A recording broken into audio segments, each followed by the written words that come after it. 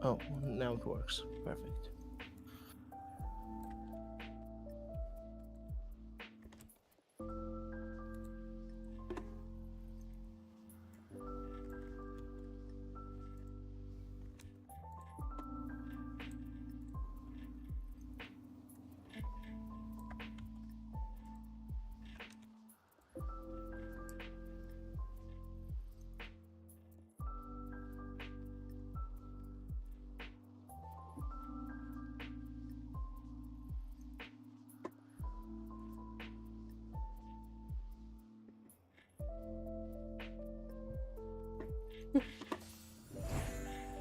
Domo domo, arigatou gozaimashita, minna. Thank you all so much for waiting.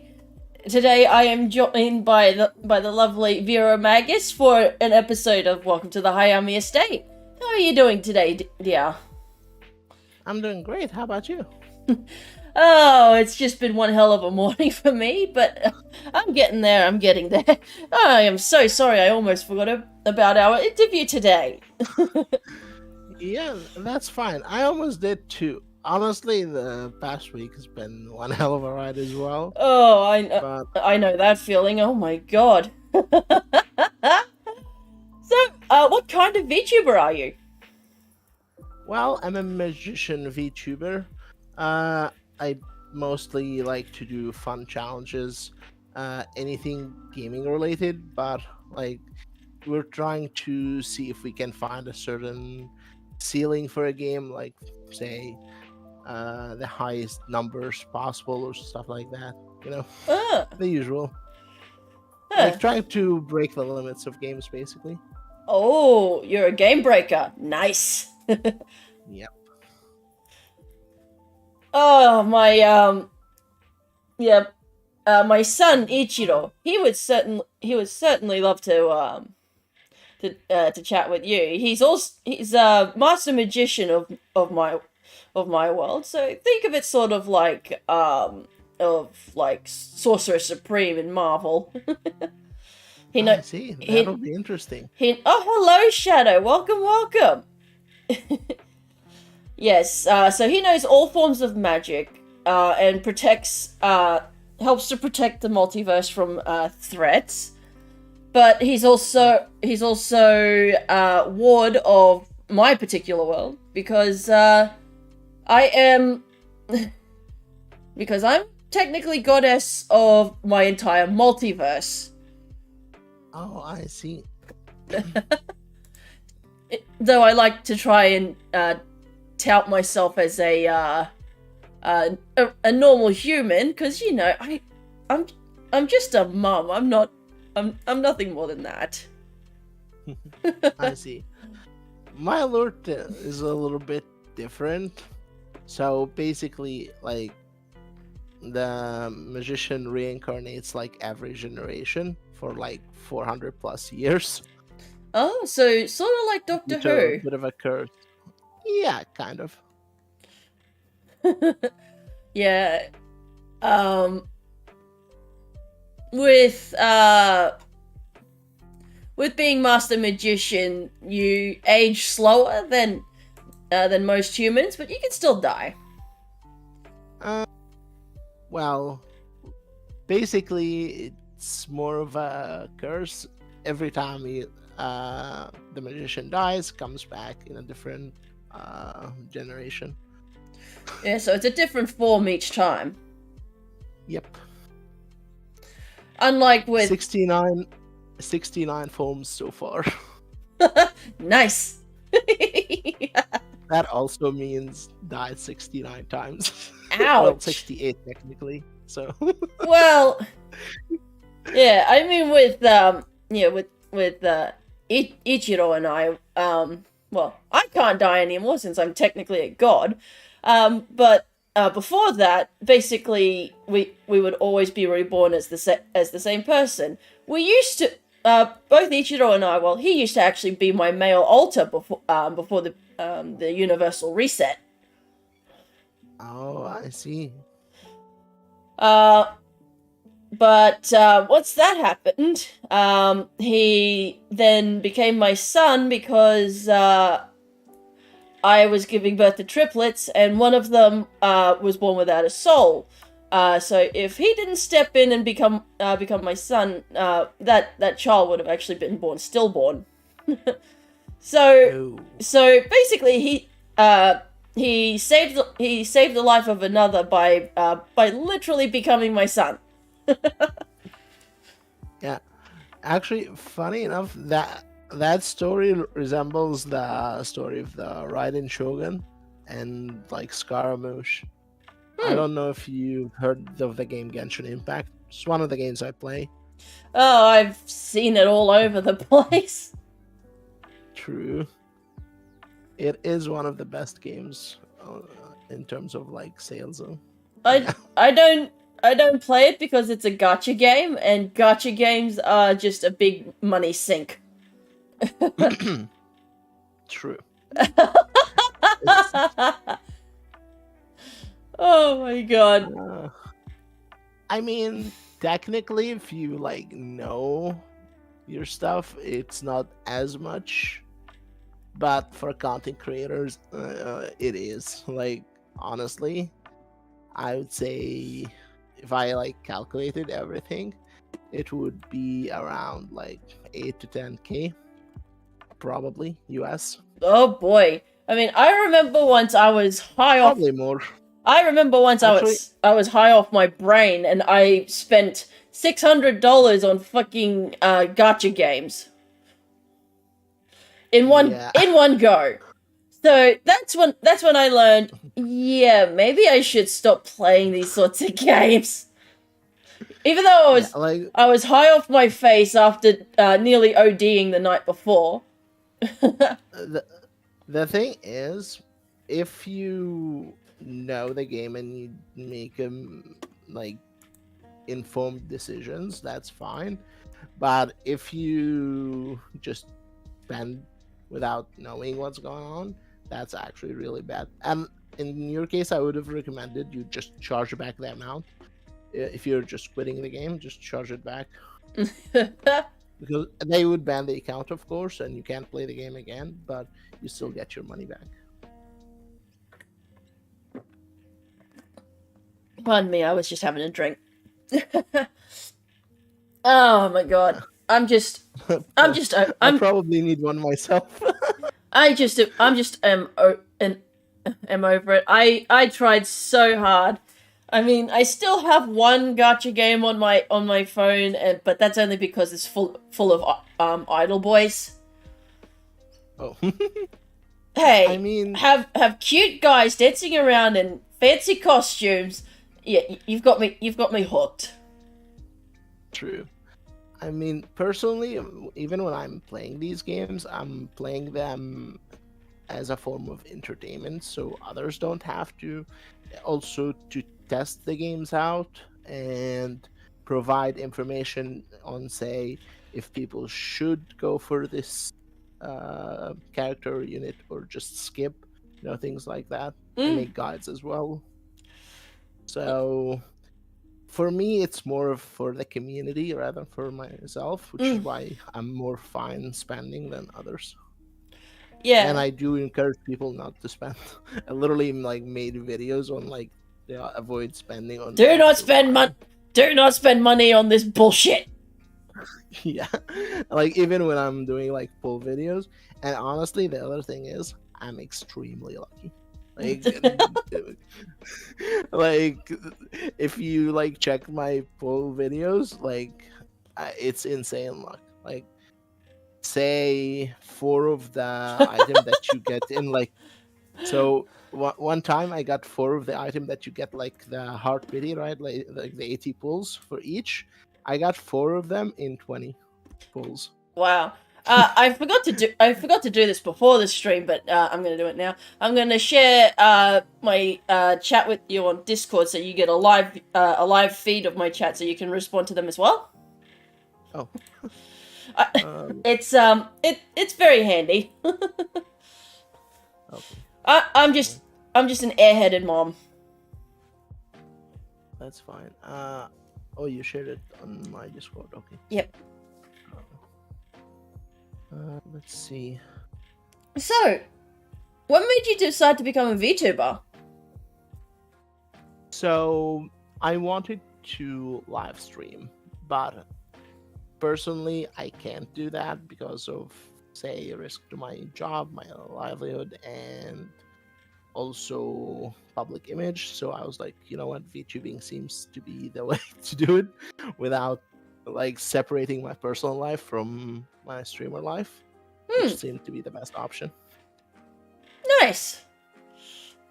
Yeah, for me, VTubing is just a way to is mainly a way to build confidence, and it certainly has helped. I'm not as scared to talk to people as I used to be. Still got some ways to go, but hey, I've made it this far, haven't I?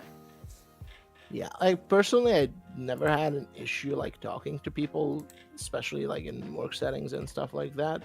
But like I said, it's mainly just as a form of protection for me. Yes, we've all got to make sure that we keep ourselves protected. Yep. So what made you decide on the magician? So there is a game that I used to play like before everything started. It's called Yu-Gi-Oh! And I was around like the era that I started VTubing. There was a very popular type of cards that's called the Magicians, and they were really good, and I was like the best at using them. So like the magician theme was kind of always around me, so I was like, you know what, I'll just use it. Nice. So things like Dark Magician Girl. More the pendulum magicians, because like in the like there are different summoning mechanics. Like Dark Magician's like one of the way older cards. Yes, But like the I am that old. Nah, I mean, like some people still play it. There was the what's it called, the dragon, the latest like evolution of it, which was like absolutely broken. Oh And, god. like literally the card is like ban worthy 20 times over, but for some reason it's still alive. It's not banned. I Oh. have no idea why. It's just like whenever it just drops on the field, like you know the game's over unless you have like specific cards out it. Well, like Exodia and things like that. Funny, Exodia was the one thing that's like always that archetype that just doesn't have like a setting in the meta, but it's always like very sacky once it happens. You just it leaves a really sour taste in your mouth when you get like first thing or killed by Exodia.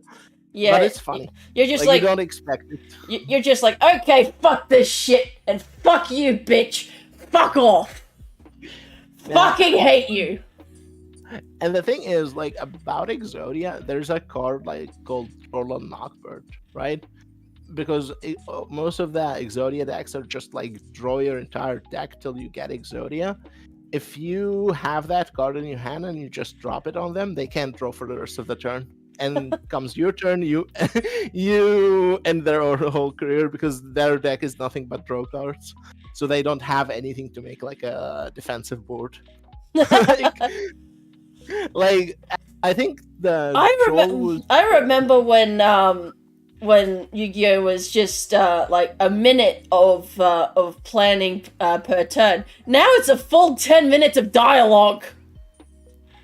The thing is, Yu-Gi-Oh is like a 10-minute turn, and the games usually last for 1 or 2 turns now. Like if you play like classic Yu-Gi-Oh, like say Goat format or something like that, you can play a game for 40 minutes, but that game can go for 40 turns till someone wins. Yes. But in comparison, modern Yu-Gi-Oh, you play 1 or 2 turns, but those 2 turns take the 40 minutes. Just fucking hell, mate. It's like you're talking to a Bond villain when you make a freaking turn when your opponent makes their turn. Yeah, the thing is, most of it is just like, as long as you put a certain type of interaction on the board early on, your opponent can't do anything, and they can either scoop or just watch you build a whole big board. I'm just like, when are the days where you just see fucking Blue Eyes White Dragon on the board and you're like, oh shit! Yeah, poor Blue Eyes. They never have a chance in the meta. They only had one in 2016. I think like 2016 was like, I think the peak of Yu-Gi-Oh's like funny memes, because like Exodia was a thing, Blue Eyes was a thing, and then Droll and Lockbird and Hand Trap started becoming relevant, and then that destroyed pretty much any strategy that's not like completely tier 0 or like dominant. Now, is your username just one word? Because I gotta make sure that I have the shout out correct. Yeah, it's one word. Okay. Make sure to go give this lovely VTuber a follow. If you enjoy Yu-Gi-Oh and enjoy a lovely chat about such, feel free to give him a follow. I shouted him out in my chat so you can follow him direct from the chat. Speaking of Yu-Gi-Oh, last tournament I played, I beat the 4th world ranking Yu-Gi-Oh player. Oh, wow. The last like world championship. It was in a tournament. It was like a local tournament, but he was playing in. I still need to upload that video. The last thing I won was a poetry competition, and I had to forfeit first place because my parents wouldn't let me travel to the US for the finals. Luckily for Yu-Gi-Oh, it's now mostly played remotely. Like they made an official online game for it. Yeah, so people can Master Duel. Play remotely. Yeah. So people can play on Master Duel remotely without like limits. So even like for the competitive community, because I don't play the physical game anymore, I practically like sold all my cards before moving out. Yeah. I did move overseas. Like last year. No, not last year, like this year. Not even. Last June. Just had to stretch there. If you hear me stretching, you're going to think I'm moaning. Well, I am, but it's because I'm stretching. Unless someone has redeemed a moan, then you're going to hear something very different. No. It's one of my more dangerous redeems. I see. Well, so I traveled to the origin land of Yu-Gi-Oh! If you want to guess what that is. Japan? No. No, like the origin of the game itself, Egypt. Oh. Yeah, I enjoy the scenery. I used to go there when I was a kid as well, but like after like COVID and everything, things changed, and now I work remotely. So I was like, you know what? What am I even still doing here? I just packed everything and traveled. And honestly, like, a dollar's like 20 of the currency. So You're like you know. rich over there, aren't you? I'm only being stupid. We all know that VTubers have no money. Nah, like the thing is, I used to have a lot of money, but like I said, when COVID hit, it blew most of my investments and some of my clients too, which I had to pay off. It nearly destroyed my portfolio. Oh dear, oh dear. Oh, I know that. Well, I know the feeling of being poor. Yeah, but like I'm recovering, so it's fine. That's good, that's good. We're slowly building up again, building the empire. Gotta start from the bottom and work your way up. Yep. Alright. Had to pop a few places in my spine just then. Yep. Alright. So, you say you live in Egypt now? Yep. Does that mean that, like, where in Egypt... I shouldn't ask So- where in Egypt... Yeah. but like, I want to go visit there for like a holiday, but I always hear the same thing. Cairo, the Great Sphinx, the Pyramid of Giza. What would be your recommendations? So honestly, I'd recommend a multi-step tour. Like not just like going to say Cairo or Luxor. Or I'd say like the tour would be like you start at Cairo because that's the international airport. Spend a couple of days, then take the Nile trip to Luxor, which is technically what I did first time I got here. And then you take like a Nile trip to say Luxor. There are plenty of sites as well down there, and then Sinai, like you visit Saint Catherine, and then there's a place called Dahab, which is amazing. Like you definitely should go diving there. Like the reefs there are like amazing. Oh, that does sound amazing. Yeah, best 2 weeks of my life. I mean, I want to visit the Valley of the Kings, but I know that most of that area is off limits to the public. Not really. It depends on like the authorization you get, because usually if there's like a big tour, they wouldn't give them authorization. But for certain people, especially if you grease a few wheels, if you know what I mean, you can get anywhere. Like the part of the thing in Egypt is like anything can be done as long as you know what wheels that needs greasing. If you know what I mean. Oh yes. Like I don't want to like go into the Valley of the Kings because that is a that is an affront to the pharaohs that are resting in there. I just mainly want to actually like just see the place. Just go. Okay, I'm taking the photo. Click. Hey, I visited the Valley of the Kings. Go fuck yourself. Yeah, I mean that is available to the public if you're just looking to take a couple of photos. But like I'm talking about like going in, that's what needs special stuff, you know. Yeah, like I'm no archaeologist, no Egyptologist, none of that. I do like to go to these places because like I personally enjoy the connection, especially playing Yu-Gi-Oh. I started playing in like what 2005 or late 2005, so it's been with me for like over 20 years, which is why like when the news about Takahashi Sensei was like really devastating. Oh yes, may the man rest in peace. I forget I forget what he passed what it was that he passed away from, and it does So it does annoy me that I forget these things.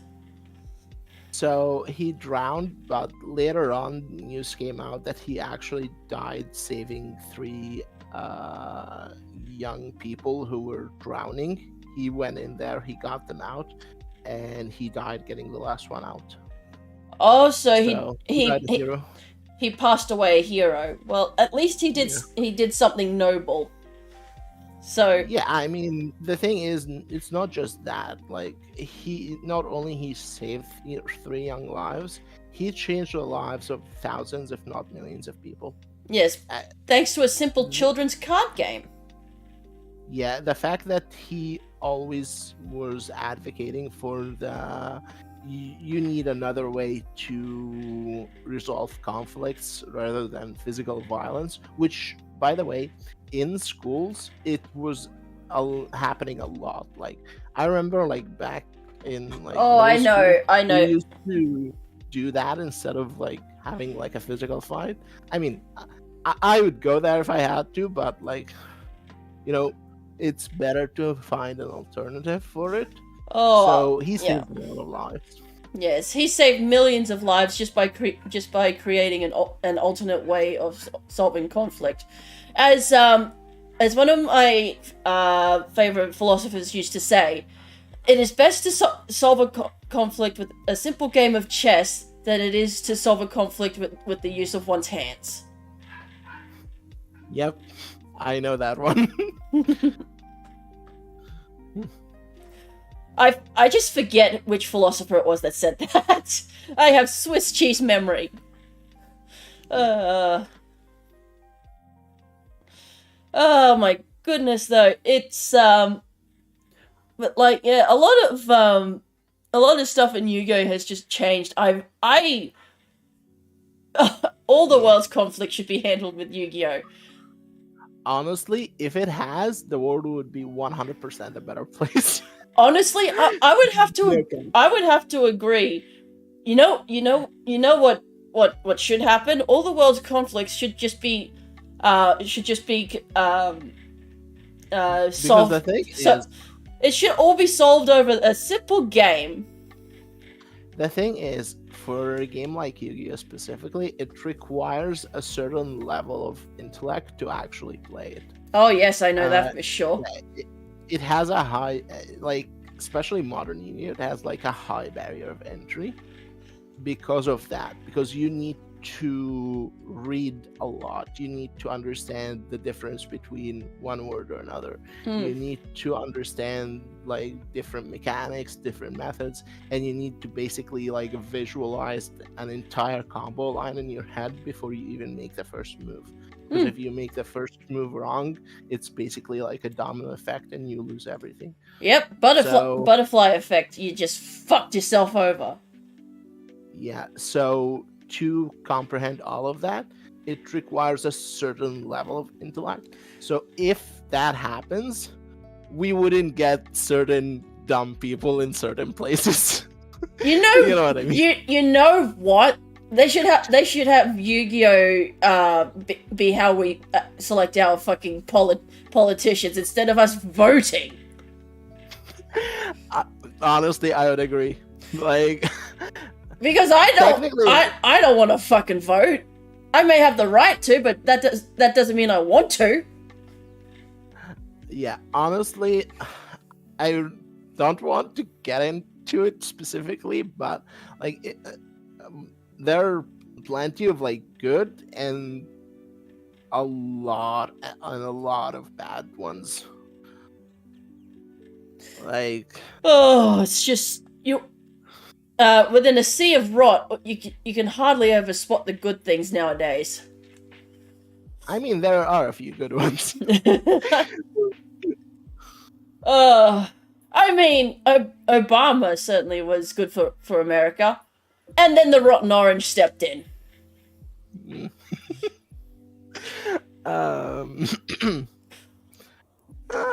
And if any of the Rotten Orange's supporters are in the chat today, you can fuck off.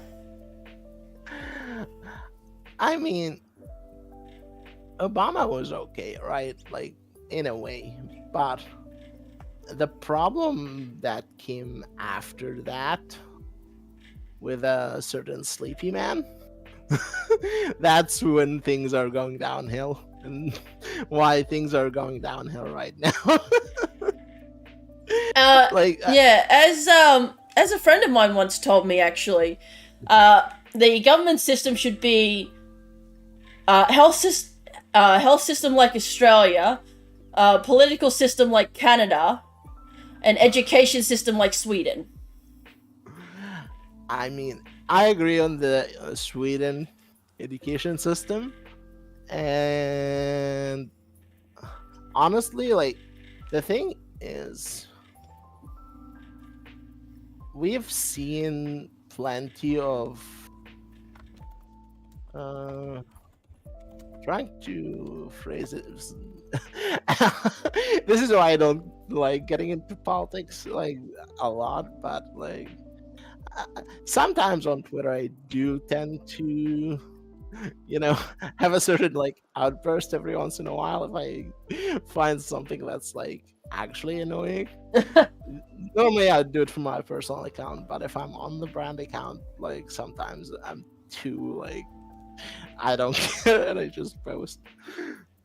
I mean, technically, like right now, it's more of a, you know, even playing field, I guess. I do support like free speech for all. It's the one thing a lot of people like sometimes disagree on, but like I'd say like bring everything out and let people decide what type of brain rot they want to put in their heads. Like, because I personally like think that just like bring it all out. If it's bad, should be people able. will just You should yeah. be If able it's to bad, people will play just a Dragon race you Link into or oblivion. DDD decks to become leader of a country. I would say true for both. I would say a true test of skill would be a deck like Pendulums. Like Pendulums have more combo lines, which surprisingly, like not even most people know about. I don't know anything past the first season of Yu-Gi-Oh. Okay, you want to see what a modern Yu-Gi-Oh card looks like? My my ex-husband Charles actually showed me a modern Yu-Gi-Oh deck because he has one, and I'm just like, huh? Nani yo kore?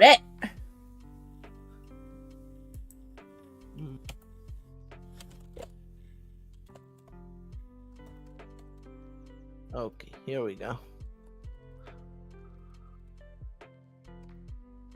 Go give this lovely man a follow over on his channel as well. He also plays Yu-Gi-Oh as well as whatever he feels like on that day. Oh, the deck you were talking about, Endymion? Yeah, take a look at this card. I sent it to you on Discord. It looks like a fucking Magic the Gathering card. Nani o kore? Yes, he's showing me Endymion, and I'm just like, Nani o kore? Ore mo wa. Hendamo, kimi no hendamo. Yeah, this is just one card in a whole series. And all of them are similar to that. Have that same kind of wall of text. Yeah. If I keep looking at that, my brain's gonna short circuit. This is why I can't play Yu-Gi-Oh anymore. I mean, there are simpler decks. I have a brain condition where if I see a wall of text or a wall of symbols or any wall of that, it just short circuits my brain, and I need a minute to recover. Oh, sorry. didn't know that. It's alright, it's alright. Just give me 2 seconds. Feel free to chat with chat anytime you want to, Vera. It's alright. Let's see. Blech. What do we got? Shadow here is an avid Yu-Gi-Oh fan, so like he's talking about like how Endymion's deck has a age rating of 6+. What? Yeah. That's for 6-year-olds? Yeah, I mean the game overall is rated 6+, but honestly, there are certain like archetypes that are a little bit higher. But I would say honestly, I know some people who like can play the game and even play Pendulums at the ages of like 10 or 12. I mean, I started in 2005. I was like, what, 11 years old? And I was playing at a high level from the start. So I started Yu-Gi-Oh pretty late. I was, I think, around 12 or 13 when I started playing. Dragon Rura format. Or was it Inzektor? I just I basically just played whatever card whatever card I liked. I didn't go for any sort of silly meta bullshit. I just went, oh, this card looks nice. Oh, alright then. Yeah, I think like 2012 and 2013 were like some of the most devastating formats in the game, especially with like Dragon Rulers when they were full power. Holy, like I love playing those in like cross ban list. And funny enough, a deck from like 2012 or 2013 can still stand to modern day decks because of the level of like broken shit that was allowed in it. Sorry, like I don't know if it's like supposed to be family friendly or not. But, you know, Oh like, no, this whole thing here at the estate is 18+. I am a lewd tuber, so fuck it. Go on ahead. Okay, yeah, like honestly, there were a lot of things that were allowed for that deck on release that made it so broken that to this day, if you play in like cross ban list when like every deck is at its prime, it still competes.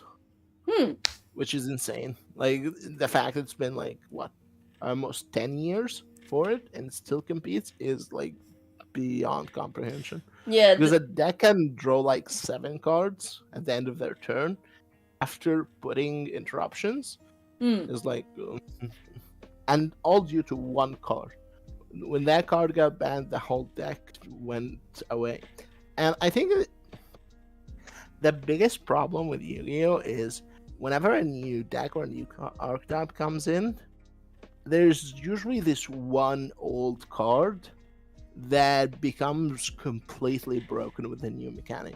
Like, say, Smoke Grenade when Noble Knights were released, Super Rejuvenation when Dragon Roars were released. What else? Block Dragon comes to mind. What else? Dragon Buster. Same problem. Adamancipator broke. Adamancipator broke a lot of cards. Violent Cube was also broken because of Hulk. I mean, Hulk was a problem in of itself. Literally broke the synchro mechanic in general.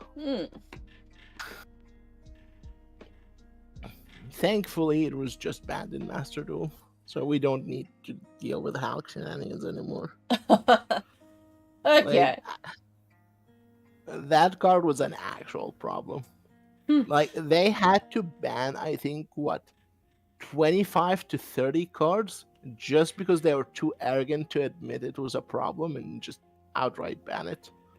Dragon Ruler card's power now would be how much it would increase the power of already good decks. Huh? Oh, yeah.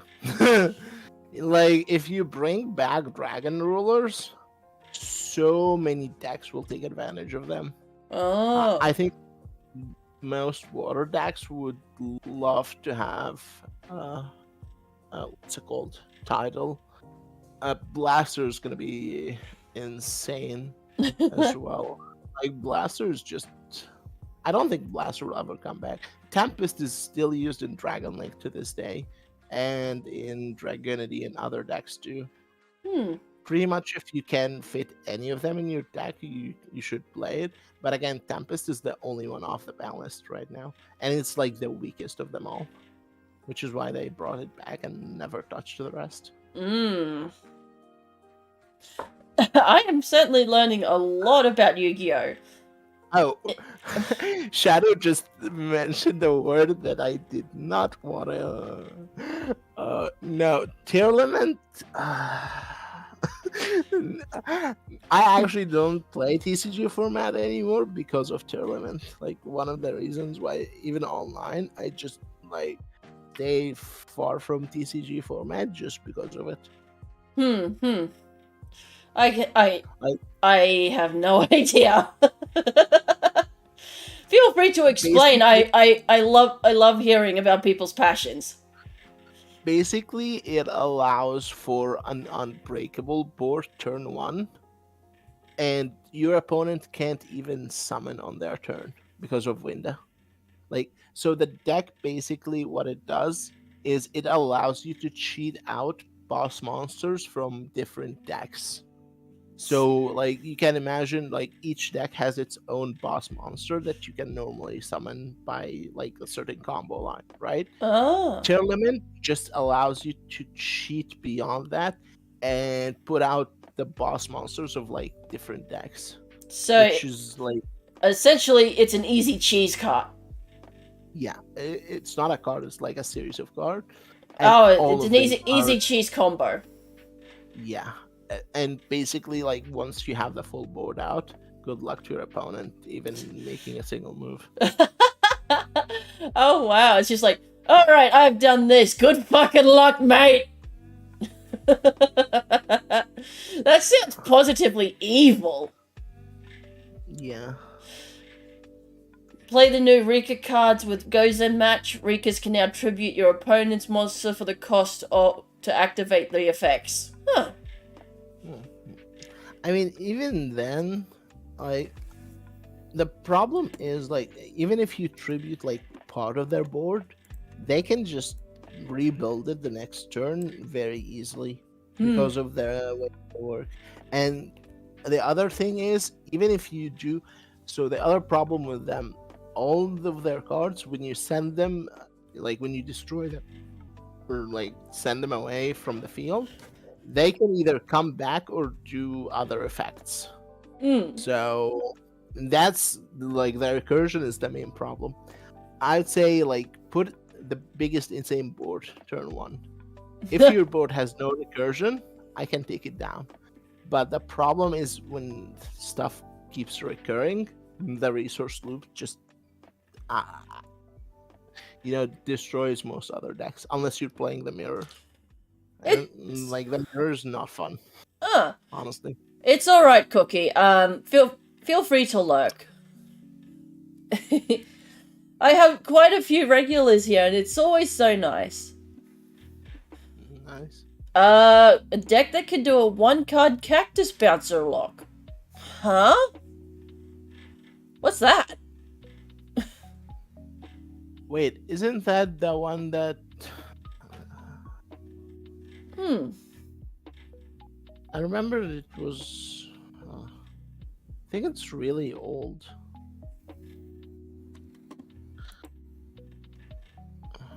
I'll need to look it up. Let me see.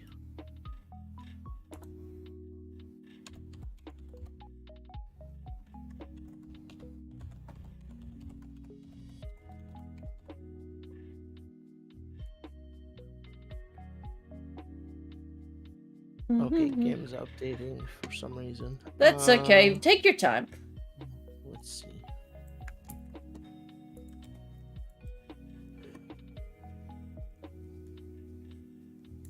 I'm just adding some of my tags.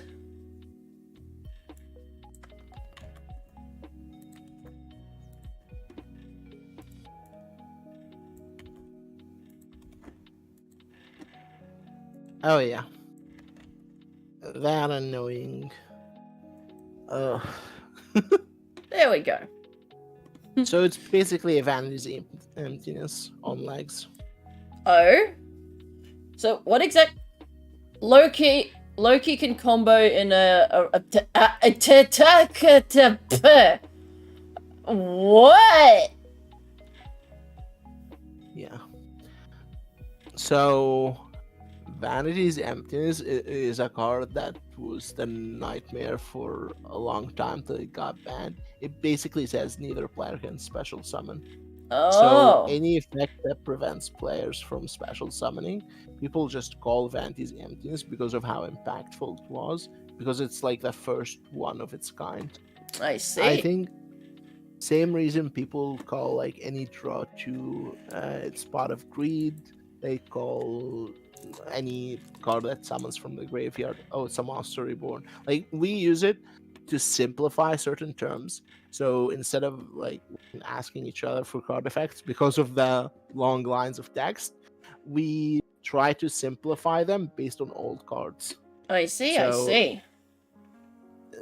And that's how we like can learn so many new cards fast, because we can just associate, oh, this is a Monster Reborn, this is a Pot of Greed, this is the Stratos, which is a monster you normal summon and gets you another card, this is the Rhoda spell you activate to search another, so on. So basically, like, you build that association in your brain, and whenever a new card comes out, you look at it, you know what it is, so it just like makes it easier to learn new stuff. And with like 10,000 cards in the game, you do need something like that to just ease people into knowing new cards. Yes, it certainly it just does sound like a lot to learn at once. Goodness, Yeah. just remembering when Yu-Gi-Oh was just, okay, I place this card down and I end my turn. I mean, this is why a lot of people play like progression-based series, right? Credit to Simo for basically inventing the concept. Basically, like, they start with like the first set and they start playing every set till modern day. That way they gradually know the cards and know everything. It's like when the game actually started, and then they learned gradually, but over, of course, like a way shorter period of time. Like, say there's been what, like 50 plus sets, so let's say you learn each of them in a week instead of for over a year. Like, we usually get like 4 sets a year, right? And so if you learn each of them within a week, you actually can catch up to modern day with ease. So like, I'd recommend for any new player, don't just like dive into Master Duel, or don't dive into like the latest set and try to play stuff. Just first things first, play a progression based series starting from LOB, and then move on till you get to modern day, and then build something from the modern era. Yeah, okay. I just went to update, so if anyone like wants to play an ad on my on my streams, they can do that, even though that's a dick move to anyone who actually redeems that. But I may everyone's all just, oh, arigato gozaimashita, thank you, Voltage 201 for the raid. Did you what did you play? Did you have fun? Let's give a shout out to Voltage for popping by. Arigato gozaimashita, Voltage 201 for the first time chat. I am just having a lovely time here with Vera Magus, a magician VTuber who does who does mainly I guess Yu-Gi-Oh! And Genshin and Genshin streams, while also trying to break games to see what their limits are. Yeah. A lot of the newer games, like they're easy to either learn or get into, but there are certain like aspects that you wouldn't know unless you try to like test the limits of the game. Hmm. One of the recent ones is Tower Fantasy, and we're enjoying breaking that game. I see. I see. I do like, help out with the development of some of the Yu-Gi-Oh Sims as well, Hmm. and do know a little bit of coding too. So I do try as much to help. Even like if I do find some bugs or stuff, I do report them to the devs for like say Tower Fantasy or Genshin or whatever. I do report them, and of course, like they do have, certain incentives for content creators, especially those who report stuff, Hmm. which does help the game as well. It's always great when you have that sort of Honestly, I've been enjoying Tower Fantasy way more than Genshin lately because they listen to the player base and they listen to content creators as well. nice. Like in a lot of cases where like I would like send feedback to Hoyu and they were like, whatever. I'm like, what? Meanwhile, like you talk to the devs of Tower Fantasy, they're very responsive. They fix problems. Like there was a case like I think what 2 or 3 weeks ago, where there was like literally a hacker going around like stealing stuff, hacking accounts. It was insane. And we worked with the devs and actually got the accounts that were stolen back, got the inventory and stuff. They still are like in the process of telling everything before giving it back to the players, but Mm. it's understandable. It's a lot of people that got screwed. That's all right. At least you managed to actually like find the perpetrator and give back most of what was taken. And not just that, we managed to get them to actually notice the bug and fix it. I'm not sure, like 100% sure about the account security bug. I'll still say to this day, use a third party account to link it to your own in Tower Fantasy, and don't use their own like launcher account just yet. Okay. If you have like Google Play, Apple, iTunes, anything like that, just use that to log in every time because these services have third party 2FA, so you can be protected that way. Yeah, that's always nice. The fact that they don't have 2FA on their own accounts, that was a really bad one. And the fact that it took like what, almost 3 months for that to come up is a little bit off. Like again, like I went on like honestly, it took a whole weekend to get that sorted for the main player that was involved and whose account was hacked. Funny enough, I noticed it. Like he was talking about it and even made a YouTube video, but like it had absolutely no views at all. I saw it and I was like what? Because I do have like an algorithm running to check for like new ideas for videos and stuff. So I noticed that it was there, literally had no views. I was like, okay, we need to spread this message. I went on my own stream and I got other content creators involved too, and we managed to actually like contact Hara and get the issue sorted. Well, that's good. At least everything was sorted somewhat. That's the best thing. Yeah. Other than that, the game is pretty much great. And again, the funny thing is, they do not only listen to the feedback of their own players, they listen to the feedback of other players from other games and improve their own game based on that. So that's why they're being like really competitive lately. Okay. I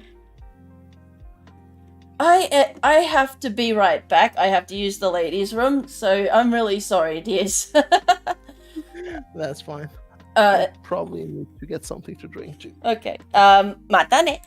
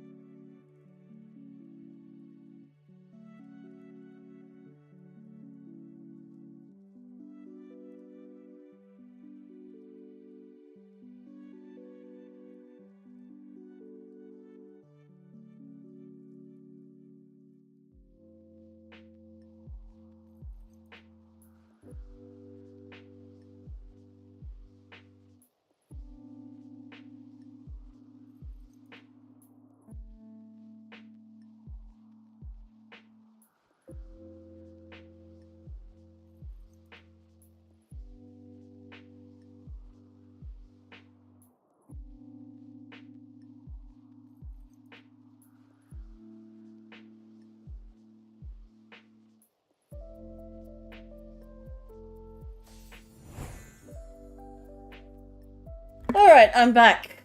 Pardon me for that.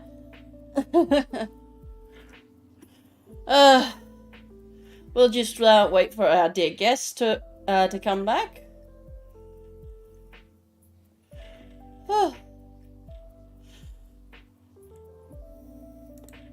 So how are we doing?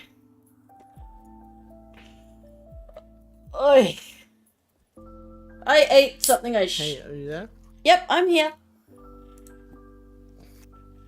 Let me just bring you back up.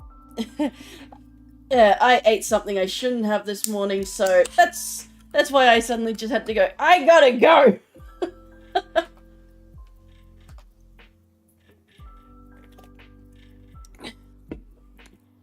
But I should be all good now. Pardon me. Whew.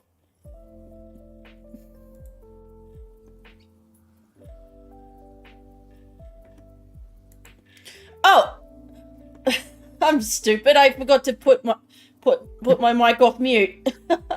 Yeah, I was like, wait, what's happening?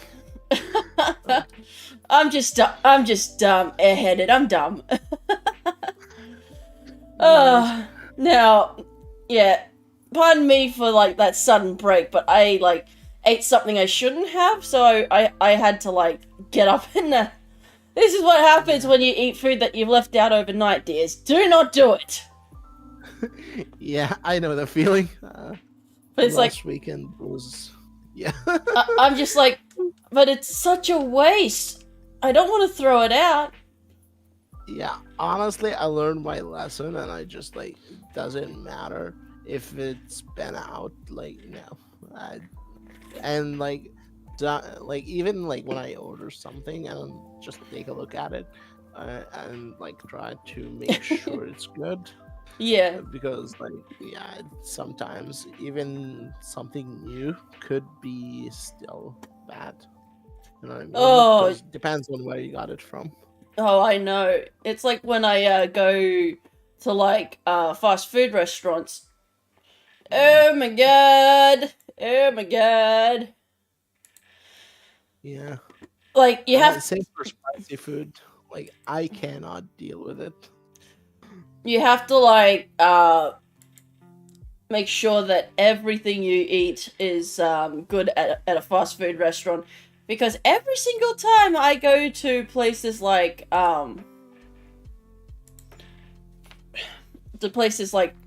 I guess it's Burger King for you guys, Uh, because here we call yeah. it here we call it Hungry Jacks. But yeah, if I go there and I order their breakfast menu, Hmm. um I got to make sure that their food is good. Yeah. Honestly, like personally, most of the time, like whether it's takeout or in restaurant, I always make sure that it's good. Otherwise, I'm probably sending it back because, like, no, I'm not dealing with that. Oh, just no. Yeah. And the thing is, like, even if they're like sometimes you need to make sure that you go to a place you trust, right? Mm. Because like sometimes, or like when you're ordering, you order from a place you trust. Because if you're trying a new place and then you find out it's bad, like it's already too late. Which is like why, uh, you know, things like Uber Eats and stuff like that are good. Because you can actually see reviews from other users before you go or order something.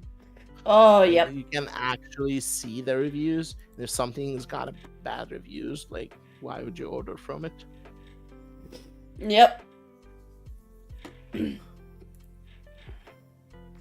Oh.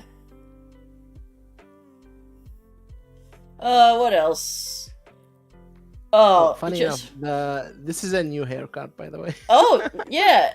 Nice haircut. It- it's the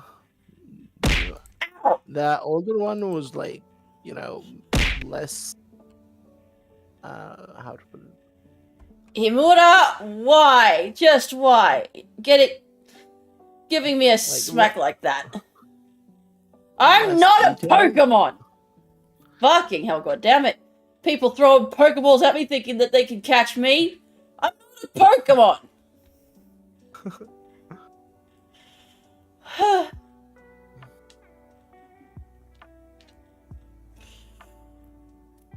Ugh. But yeah, And last time I went to Burger King for like one of their breakfast muffins, or Mhm. even McDonald's, I get eggshells in my eggs, and I can't. And well, you can't eat eggshells; you get sick. yeah, exactly. Like the level of service in some of these places is just awful. And I get why, right? Like they're working minimum wage, like what? Below minimum wage in some places. True. And the problem with that is like normally if they're having them like work legally like on the books, they would have them at least have minimum wage if not more and have them documented and stuff. But most of these places they just hire undocumented people. Hmm. And let's just say it that way because I don't want to say a different word. Oh, And get like them I for said, cheaper rates. if you want to say something bad, go ahead. My streams are 18 plus. They're basically criminals because they entered illegally. So this is the word that I would say for it. But yeah. Hmm. And the problem with that is not only they do work for below minimum wage and you know cause these problems, that money, it goes to whatever gang or cartel that brought them in. So basically, we're funding drug operations with that money, which is insane. Like, Oh my goodness.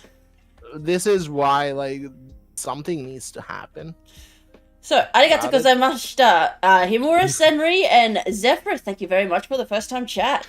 Good to see you both. Yeah, I can't really say anything because I came into Australia through legal means, and I'm trying to get to Canada through legal means. So that's going to take forever.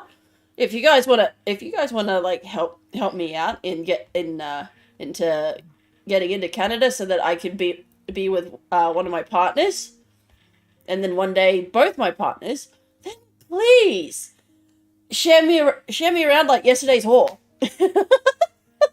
I mean, there are ways, plenty of ways to travel legally. Again, like, I'm overseas right now. It's very easy to travel legally.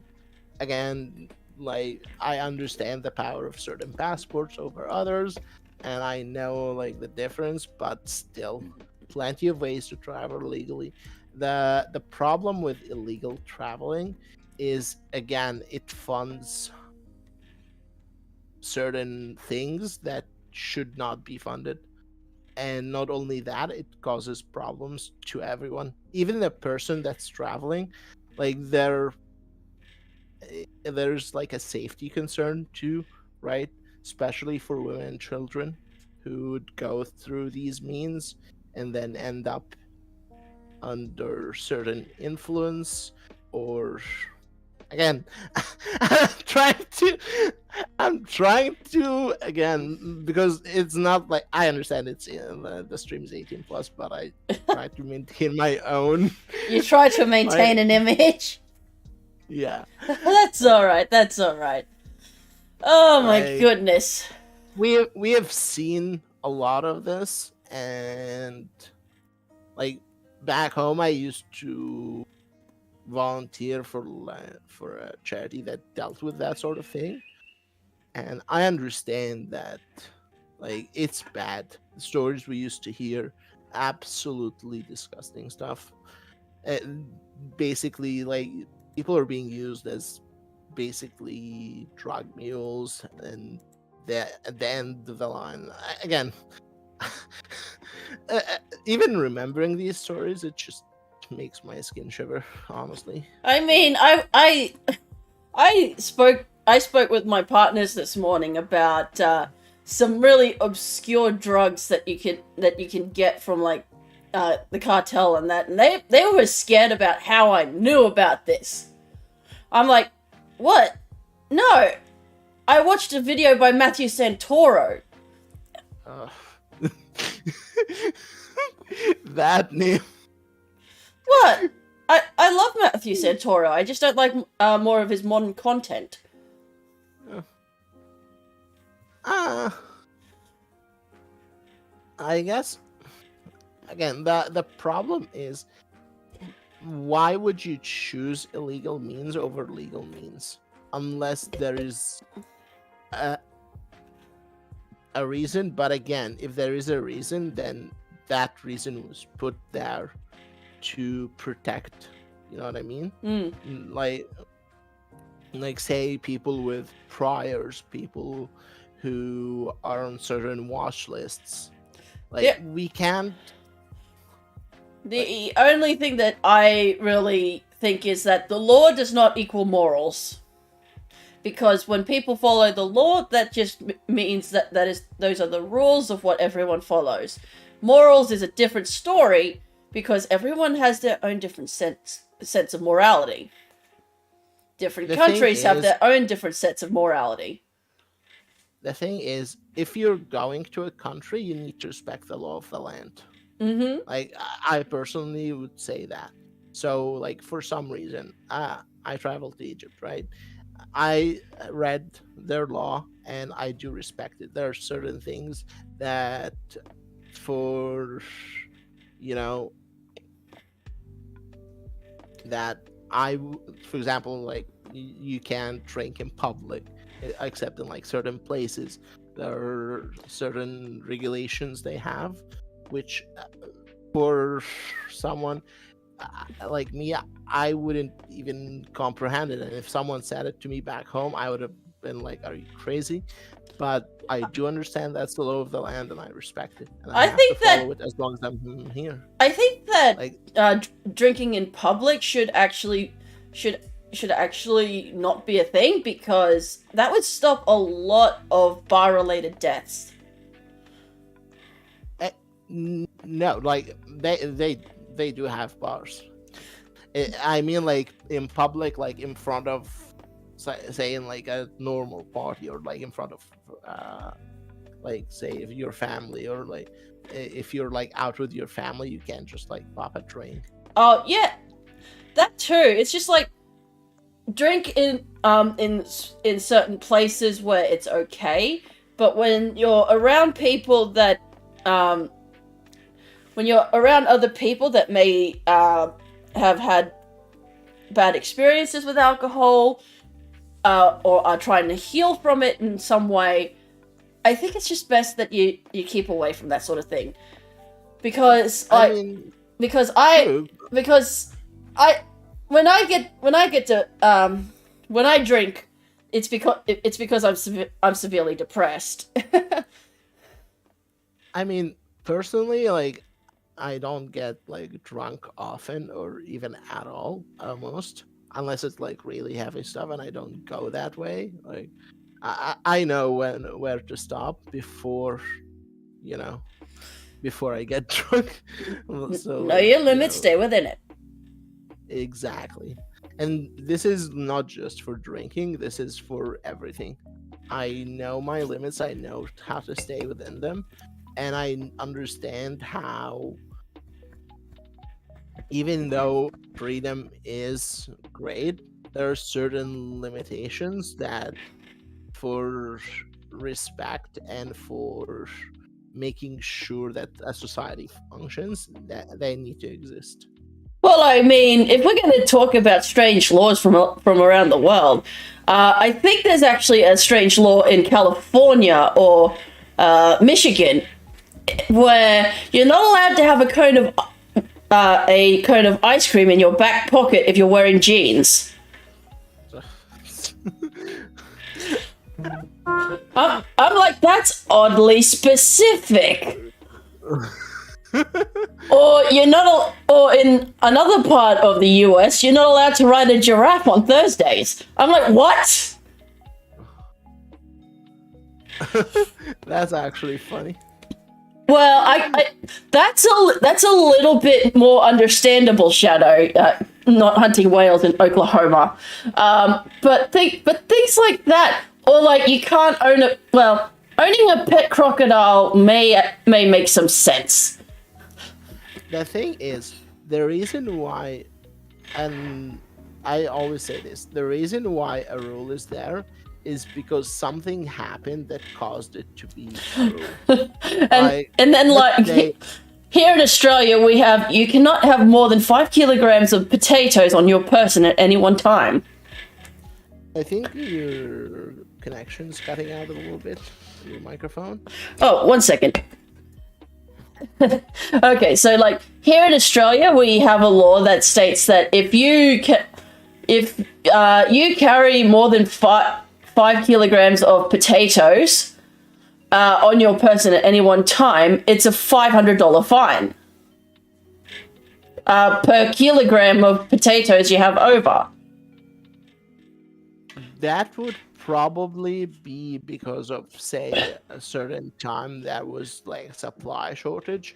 They made that rule to prevent overstocking or like hoarding of the certain items. And again, like if you think about it, any of these laws that don't make sense, if you try to think why was that law implemented or why was that rule implemented, and this is something I like say for a company's rules or for a contract or anything like that, the reason why a rule is there is because someone did that thing and it caused problems. Otherwise, no one would bother to write down a rule or a law for it. So, the ice cream in a back pocket with jeans. Did someone do something stupid? Like, really fucking stupid? Maybe someone actually did it and then, say, sat on like a public seat or a bus seat or something, and it caused like permanent property damage. I'd It's say just, that might be the reason it's for just so oddly specific. it.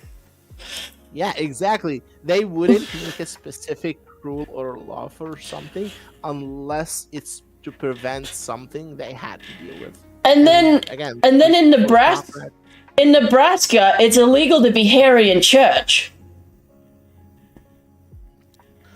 your mic cut out again. I said in Nebraska, it is illegal to be a hairy person in church.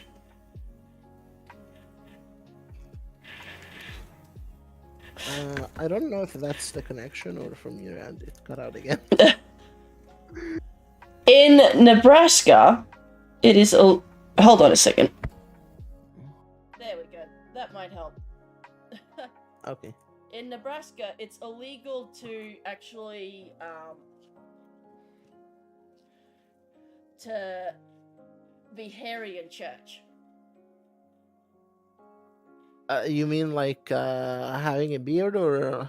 Like just full on hairy man in church.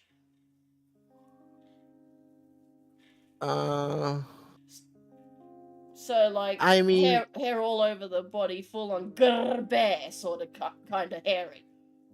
I mean that if you think about it, if someone like showed up there and people were repulsed by it, that's probably why they made that rule. Again, if you think about each of these like so-called weird laws, okay, look up the origin of it and you will see that there was an incident probably that caused it, and the incident would probably have a specific name and details of what happened. Usually like most laws have like a citation for the reason why they were made, the reason why no one like removes these laws or rules, because they're already made.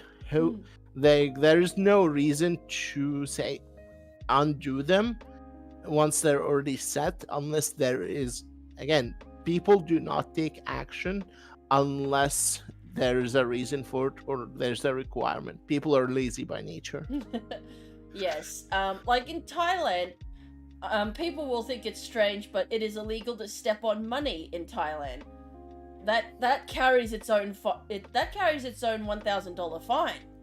But it is actually a grave insult to the king, because the king's face is on every single piece of Thai currency. So stepping on it is insulting the king. Although currently a lot of people in Thailand don't like the current king because he wasn't very popular when he was prince either. Everyone loved his father, but when he passed away, he had to take over. Yeah, understandable. But yeah, like if you think about them, there's always a reason why people would make a rule. Like even when I'm making, say, rules for work or something like that, there will be a reason for it. That it's not some HR lady in a weird office like trying to come up with rules to destroy people's lives for no reason. That doesn't happen. That's only in like cartoons. In reality, the reason why people make a rule is someone did something and it caused problems, so they need to avoid that same thing happening again. I mean, in Texas, I think there's a law where you must pay a parking fee to hitch your horse outside of an establishment. I mean, technically, you need to pay that for a car, so why not a horse? It takes the same parking spot from a car. So, like, again, that shouldn't even be a law. That is just like common sense. common sense. You're taking a parking spot, you need to pay parking. It doesn't matter if it's a car, a horse, a bike, whatever it is. If it's taking that spot, pay for the spot. Which again, like like no one would codify that as a law unless someone broke it before. It's just funny that some of these laws exist, and I love speaking about them. Hold on, let's have a look, see at some strange laws, and you can, and let's play a little game before you go, because this is actually turning into one hell of a fun stream. It's like I'll look up a weird law, and you can try and figure out what the reason. I think there was a saying, I don't remember where it's from. If it's not there, then maybe maybe then it will be mine, I guess. Basically, the reason why a law exists is because someone was stupid enough to break something that was common sense. Okay.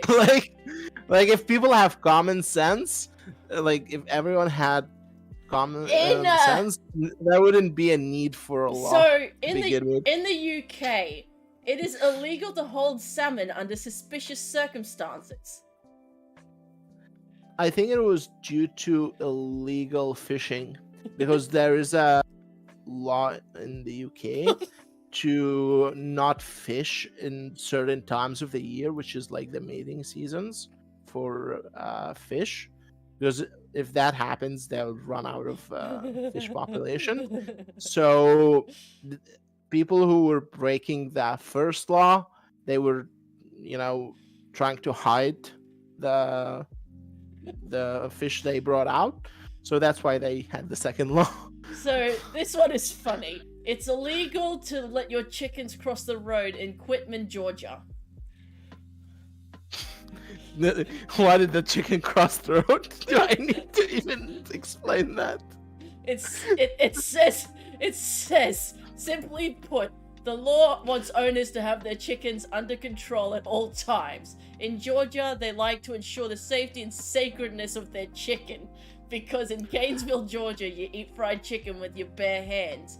Keep your forks away from them. The law describes chicken as a culinary delicacy sacred to its municipality. Perhaps this is why chicken deserves a specific transport safety law. Nah, that like the description of it is a little bit off, but like, imagine if a chicken likes crossing the road and a car hits it.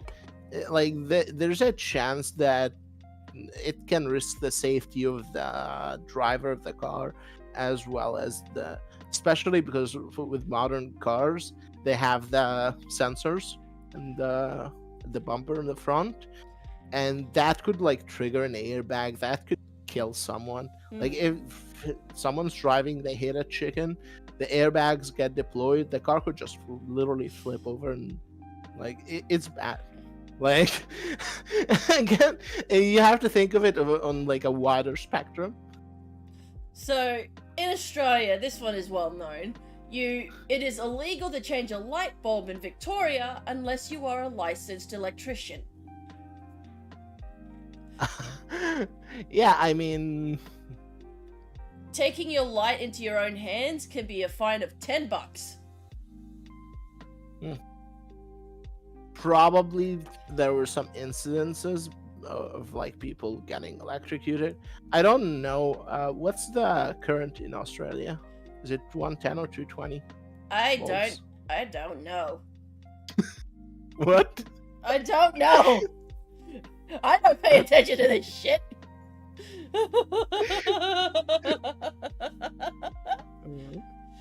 Okay. This one is famous. It is a legal requirement to smile at all times in Milan, Italy, unless you're at a funeral or in a hospital.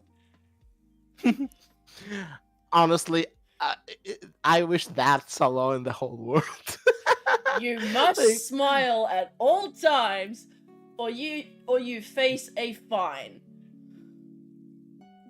I would say that's a little bit, I guess the reason for it would be to encourage tourism, right? They want people to be smiling and welcoming for like the tourists coming in, which is understandable in a way.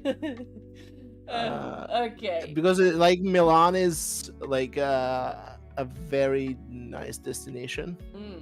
So, next one. It is illegal to pass wind in public after 6 p.m. on Thursdays in Florida.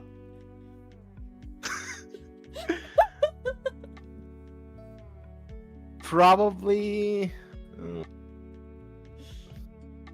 It says it's not clear why this ever became a law.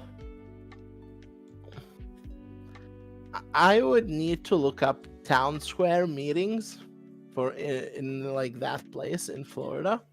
So probably like they had like a public gathering at that time, and that's why they made it illegal. You know what I mean? Like if you're in a public space and that happens, it's But like this is- weird. This is on Thursdays. Only on Thursdays. Yeah, like if they have like a weekly town meeting, like again, like thinking about it. Okay, this next one. It is against the law to have a sleeping donkey in your bathtub after 7 p.m. in Arizona. One, why do you have an ass in your bathtub? And two, why after 7 o'clock? I guess during the night because like that's when like people are sleeping, maybe. Because usually like they're out on the field during the day, and then they're taking them to sleep in the night, but they should sleep in the barn, not inside homes. So again, like it shouldn't be that specific. Like again, like the reason why it would be that specific is because something happened. So normally in if it's like nothing specific happened and just to protect like certain choices, so they would say like you can't have a donkey inside the home in general. Like that would be like the common rule, right? But for it to be specific like that is just to deter a specific case. Let's see. So you'd need to look up the history of like when it was made. It Check says court here. cases It says at that here, time. the law was brought into effect after a public menace case in 1924.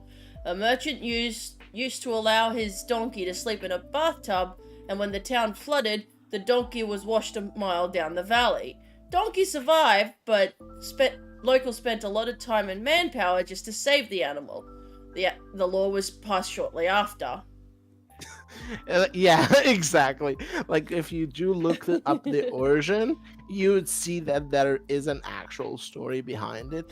And again, why would people rally up behind a law and codify it if for no reason? And again, you'd have to think about it, right? Like that donkey saving it took effort, took manpower. Probably the whole town was just like had to gather, had to use like ropes to drag out the donkey out of the water. Like imagine like a 6-hour rescue operation. After it was done, they were like, screw this cannot happen again. We're making a law, this is not happening, you know. In Scotland, it is a legal requirement to let people who ask you to use your bathroom to do so. Does that need explanation? It doesn't have an explanation. It just says if you need the toilet, you can knock on someone's door and ask to use their bathroom in Scotland, and by law they cannot deny you. I mean, otherwise you can understand that. I'd say look at San Francisco and tell me that law should technically that law should not exist in San Francisco because it would allow for like home invasions and stuff. So no. But like normally if someone needs to use the bathroom, like they shouldn't be denied. Otherwise, what are they going to do? Do it in the street? That's just going to cause like sanitary issues for the whole public.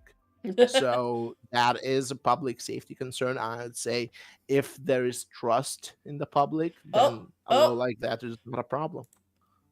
Oh, you what happened? you suddenly disappeared. Oh no. Uh, the link is active still. Oh no, it ain't a stream without Scarf.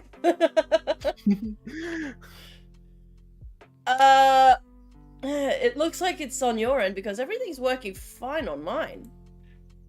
It seems to be working fine on my end. Let me but I've been have watching it. Let me have a look. Okay, let's see.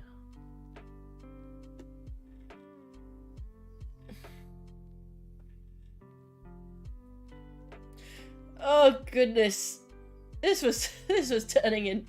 This was good, getting fun, and then all of a sudden, One second.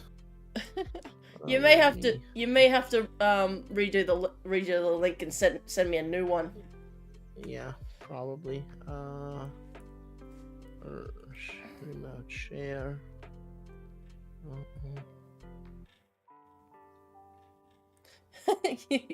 Well, you're a magician, so being a disembodied voice should be completely normal for you. Oh wait, I could literally have just done it directly from. Let's see.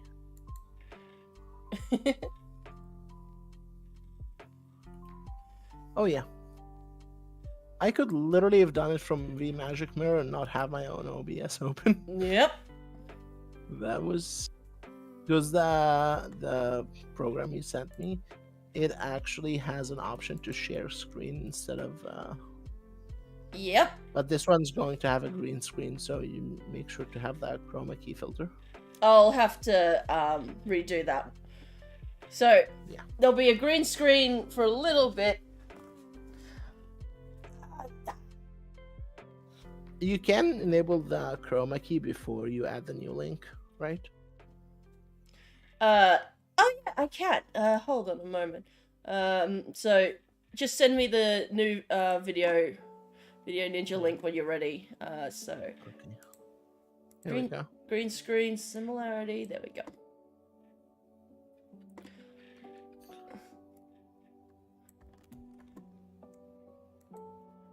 And then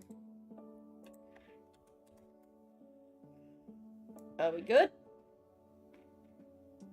Yep. Should be. Yep, there we go. There we Alright. go. I just have to make a few adjustments, but everything is working fine. Everything is awesome. Yeah.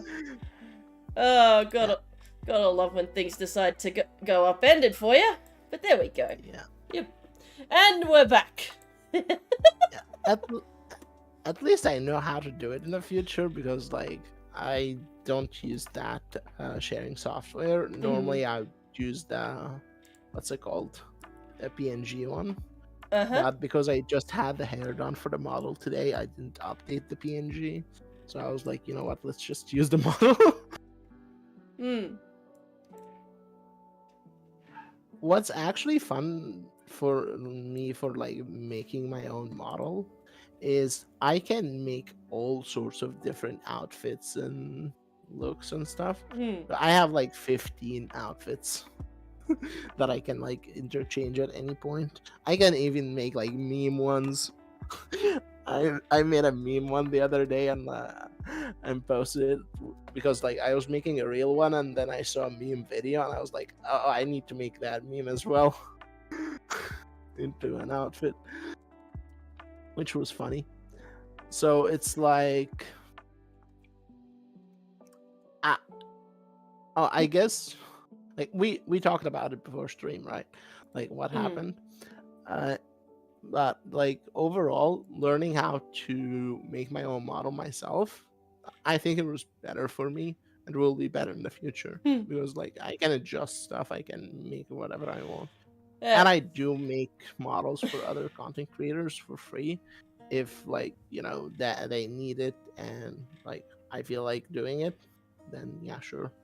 All right, Shadow. And In Samoa, it is illegal to forget your wife's birthday. What? In It's illegal Samoa, to what? to forget your wife's birthday. I bet a lot of women want that to be an international law. It says here you'll get more than the silent treatment from your wife if you forget her birthday in Samoa. It's unclear how long your sentence would be, but maybe some time apart in jail will help you make it up to her. I bet a woman was the one who legislated that. Oh, come on now. Hey, like, I mean, a guy would not do that because that's a risk for us. In Like, in Turin, Italy, it is illegal to not walk your dog at least 3 times a day. it's illegal to what? Your dog? Not walk your To pet? dog. To not walk your dog at least 3 times a day. I mean, because they would,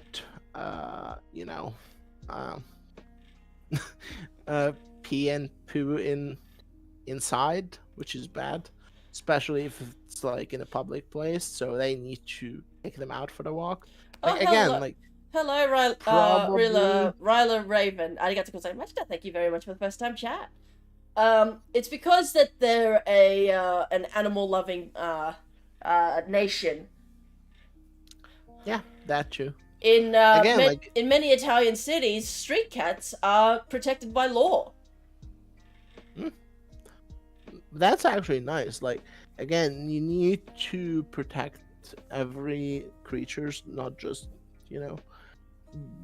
but like there are certain like limitations where you need to understand like there is like an evolution in nature, and there are you need to like pick a middle ground. You can't just like go too far right or too far, you know what I mean? Like you can't go to the extremes on either side. You just need to be like moderate in the middle, which is like my personal point of view. Yes. Oh, pardon me for yawning. Yeah. It must be getting late for you, right? Oh no, it's Or- 9:48 a.m. here. Oh yeah. Australia is like close to Japan time zone, Mm-hmm. which is funny because like my working hours are like Japan time zone. Because, like, even though I work for an American company, most of the clients I interact with are Asian clients. So, because like I'm responsible for like that department, so like it's funny because like you got my like original time zone, which is like GMT minus 5, GMT minus 6, depending on the daylight savings, and then my current time zone, which is GMT plus 2, and then you have my work time zone. So I have literally to like deal with like multiple time zones, and like this is why like I would like normally forget a lot of appointments if I don't have my calendar on me all the time. Yes, And, yes. like, I keep everything on there. Like I put the time zone and the time and save it. That way it adjusts everything itself and just tells me when I need to do what.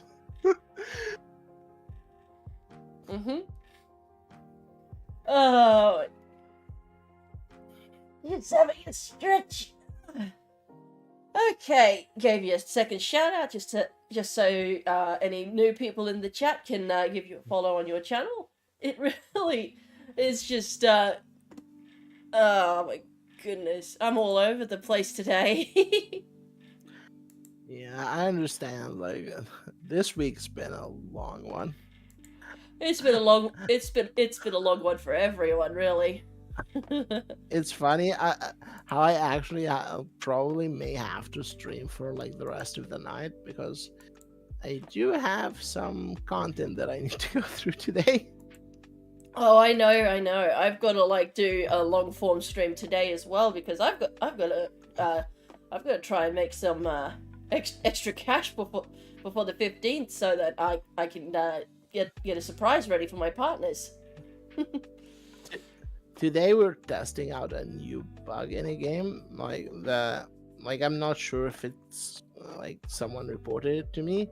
We need to test it out, see if it actually works, and see if we can, like send it over to get fixed, or if it's just like a false flag.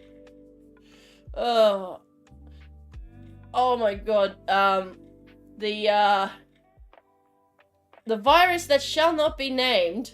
I remember when I had that. Oh my god, I felt like I was freaking 80. I got it twice. Ouch! Oh, just ouch! First time, it hit me really hard for a single day, and then I woke up the next day, I was fine. And I did test positive, but it was only one hard day. Then second time it didn't feel that much. People are like, oh, you know, you're gonna be really feeling it. Some people are just like, I don't feel a thing. Yeah, and that's kind of the problem, right? It affects people differently. It's just the thing is, if you do think about it on a fundamental level, it's the same as plenty of similar ones that came before it. Mm-hmm. The only reason why it became a problem is because certain things made it more widespread, and that was the actual problem. The spread of it, not the actual thing itself. It's the same as the flu. Let's just say it that way. But the problem is the extra spread caused it to hit, and the panic from the media, of course. The panic, people were dying from the panic more than the actual thing, which is insane. People were doing stupid stuff. The panic buying of toilet paper, my god. It's only 5% of people that go through that bloody shit. Fucking hell, you dumb shite. It's only 5%. Yeah, it's insane. And even to this point, the reports are coming up in Europe about because the thing is, when it comes to human rights and transparency and things like that, don't look to the States. Honestly, the corruption level is too significant. Look in European countries. They always have a higher level of transparency. So they brought in the welcome back, Shadow. They brought in the executives of certain companies that made certain things for that, and they put them on display. The things they were saying, they should be in jail for the rest of their lives for doing that. Untested stuff, going to the public, saying that certain things do certain stuff when they don't, basically lying to the entire world. That I saw some of these hearings and I was like, what the actual? I mean, I did have to take it because I was traveling, but still, that I personally feel that was a violation of I need to know the full info before committing to a decision like that. The fact that I was lied to, just how can I trust these people again for anything? And I'm not talking about that specific thing. How can I trust them in any other medicine? They lost their entire integrity in these hearings. If I'm looking at getting any sort of medicine, I look at the label, I look at the manufacturer, and if it's one of these people, no way I'm buying that. I'm Mm. looking for a different brand I because always I don't trust. Yeah, I always get generic because then I don't I don't support the big companies that make it, because like the thing is that generic medication uses the exact amount and exact same ingredients as as the big name brand medications. Exactly. It's just that generic is, well, generic. It's much cheaper, and it supports the pharmacy. It's all that. I'm just And not only that, there is a less chance of it being negative because like the big brands have a chance of like messing up stuff and not being noticed. Not only that, there is a concept that says false in uno, false in omnibus, which is Latin for if it's false in one statement, it's false in all of them. mhm. Or like basically there's a statement. It's technically it's Latin. It's false in uno, false in omnibus, which is basically if there's one lie, it's all lies. Mm. So and this is actually, I believe, part of the rules used in like the U.S. courts. So if there's one statement that's proven that's a lie, the Mhm. entire witness statement is dismissed. So this is the same for me. Like Mm. if they lie once, then they're liars. Mm. Mm. It's why I don't believe many of the statements a lot of politicians will spout out. Exactly. I Like will I will see it to believe it, bitch. exactly. Which is why like many of the other politicians, most of their statements are just pure bullshit. Which is why we have like a new younger generation that's coming out that's actually like sick of the bullshit, and that's actually like leading a new like I like we'll see what happens. Honestly, like I don't know how things will go. Mm. I'm not sure if you're aware, but there will be something in next couple of weeks. I think actually in like a week, on November 8th, right? Yeah. So yeah, that will be fun to see. Hmm. Yes, it will certainly be great to see what these new age politicians will bring to the table. Yeah, honestly, like like I can't make a judgment till we actually like see them in action. Hopefully we just don't end up with the same old uh Mm-hmm. establishment. Yeah. Yeah, I get that. Yeah, like uh Oh, I hope that things that need to be fixed will get fixed. yeah, for sure. Do I you think do you need to go? well, I need to start streaming soon because Ah, like I ah. said, I need to All right. check that I will. new bug that was reported to me and see like if it's actually like bad or if it's just fine. All good. Because like, Well, I will be right back, dears. You'll hear no music or anything just during this time. But thank you so much, Vera, for being with us today here at the Hayami Estate. It was wonderful to have you, and I hope to see you pop by the estate anytime if you're in my Discord.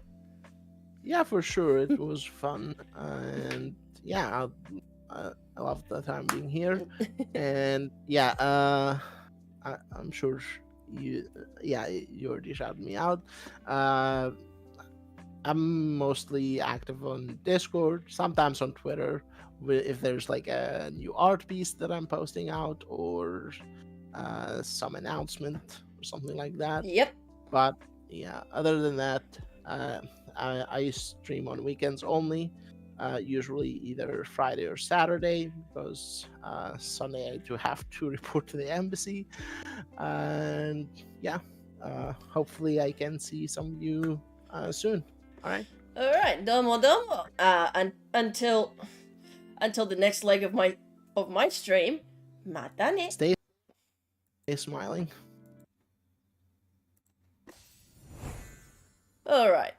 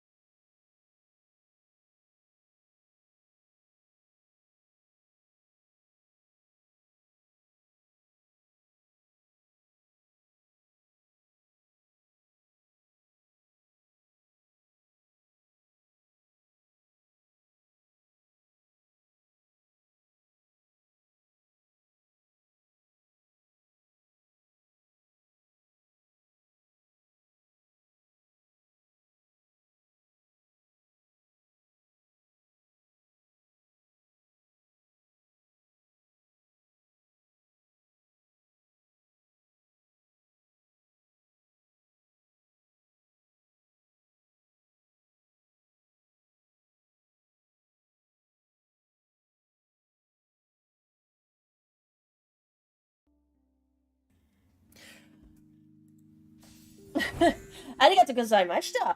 I was gone for a little bit, and I see that Daichi Kizu has raided with a party of 4. Arigatou gozaimashita. I hope you are well. I hope you are well. Let's see, where is it? Oh, I'm so happy. Yes, I was just saying farewell to my guest. So it's all good, it's all good.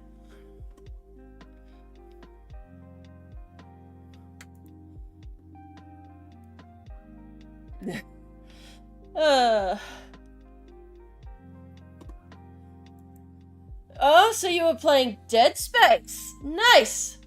Let us give, for one thing,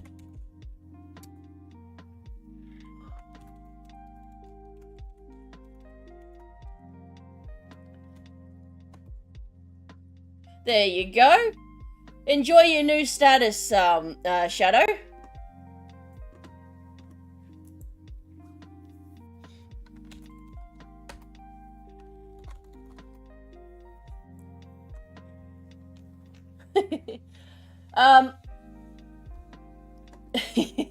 Now you can do the shout-outs for me whenever I stream.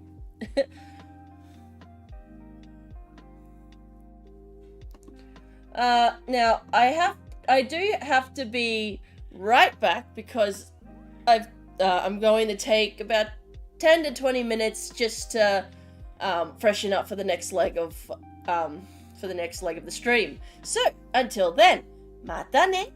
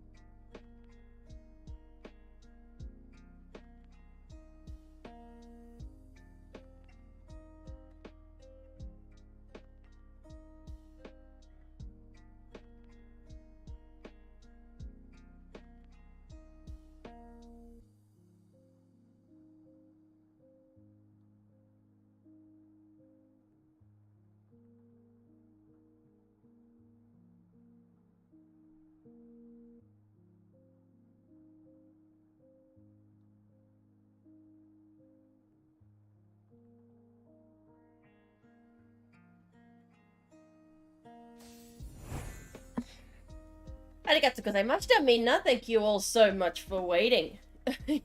I'm just going to check to see if a certain someone is going to pop by to say hello.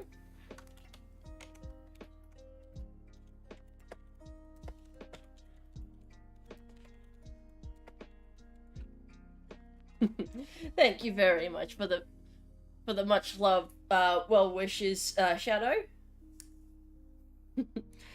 I am glad that there are people that love to see what I do.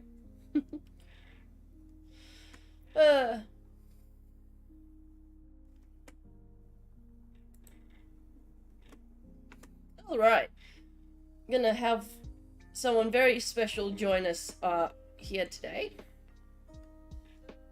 Just there we are. Hey, Grim. Hey. How are you feeling? Tired after a rough day. Uh, Getting angry. with the day you had, yeah. Today's just a chill stream where we just have a little chat about things. If you feel like if you feel like venting, go ahead. Nah. All I'm gonna say though is I am completely filled with cake, sushi, and sesame meatballs. And so tired.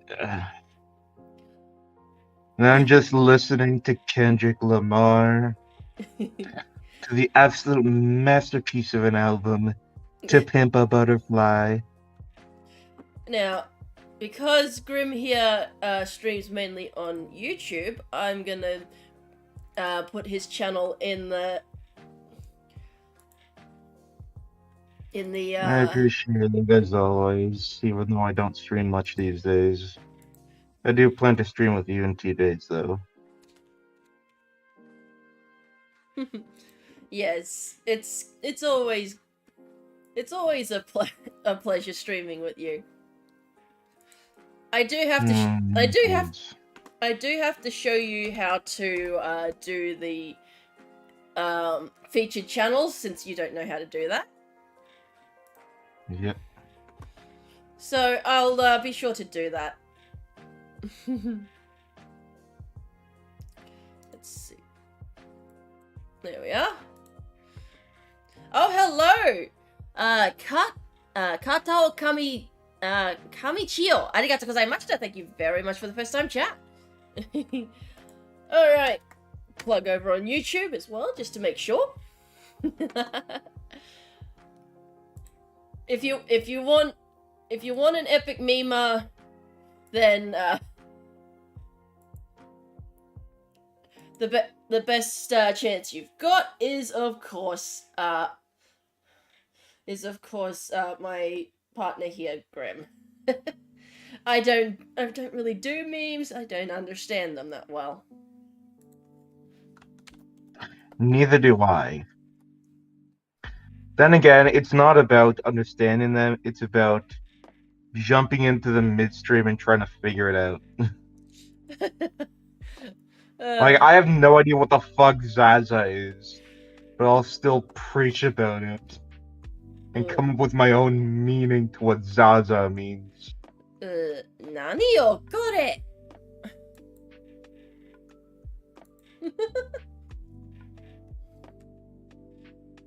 Oh, yeah, I'm always willing to do collabs at some point, but I do like to be alerted at least a week in advance. So why?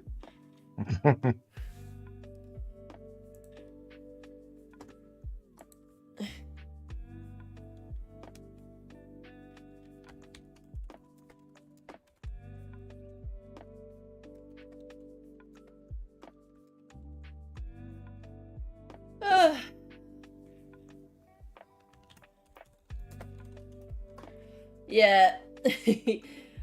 I'm not an artist. If you want an artist, then my sibling is the best one to go to. They did a couple of streams yesterday actually, in which they drew old cartoons, not old cartoons, they just they drew concept art for a short film that they're going to do, and then they drew fan art for Chimkin Nugget.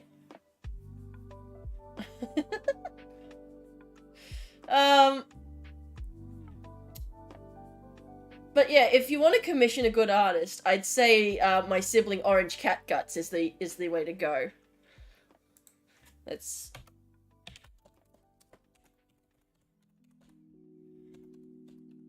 They are open for commissions, and even better is that they worked on season 2 of Bluey. I will never stop saying that. So no matter, even though she no longer works on the show, well, I gotta remember, they fuck me sideways. Gladly.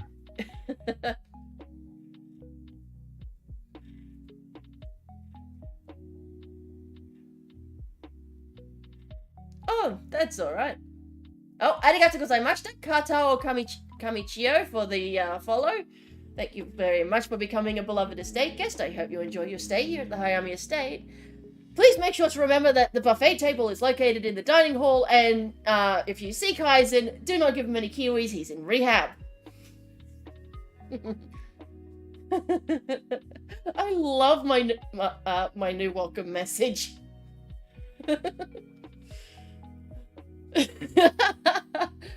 I don't know why it makes me giggle like this, but it's just so fun with my new welcoming message.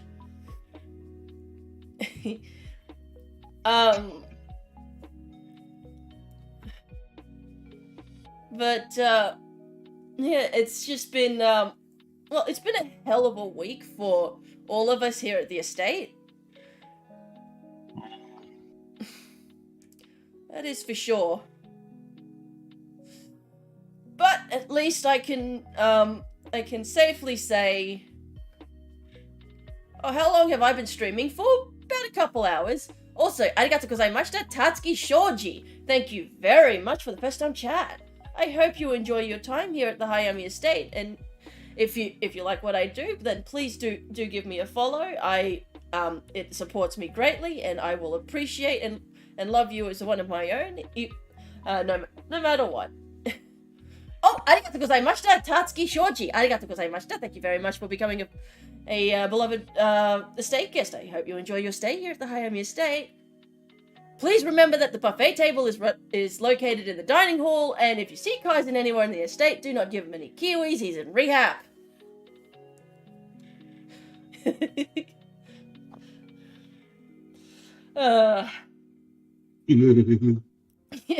What's got you all giggly? I don't know if you'll get it. I know I won't get it, but that doesn't mean I don't like the fact that you're laughing. With the day I you sent it directly to you. Just a friend of mine said it'd be something really silly. Okay. Just red pill all the fucking way. Exactly. Oh yeah, Grim is a Knuckle V, so I have no skin. He is. Which means I am technically circumcised. I was like, why the hell is he so pink? Then just noticed. A Knuckle V is an Irish folk legend. He's extra meaty. I mean, his community do call him Meat Man. Yeah, and you're a meat mom.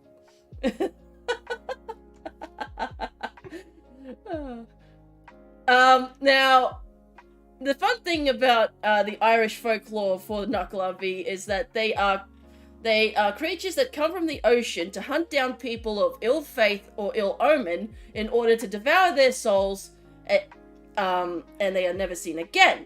The only way to ward That's racist.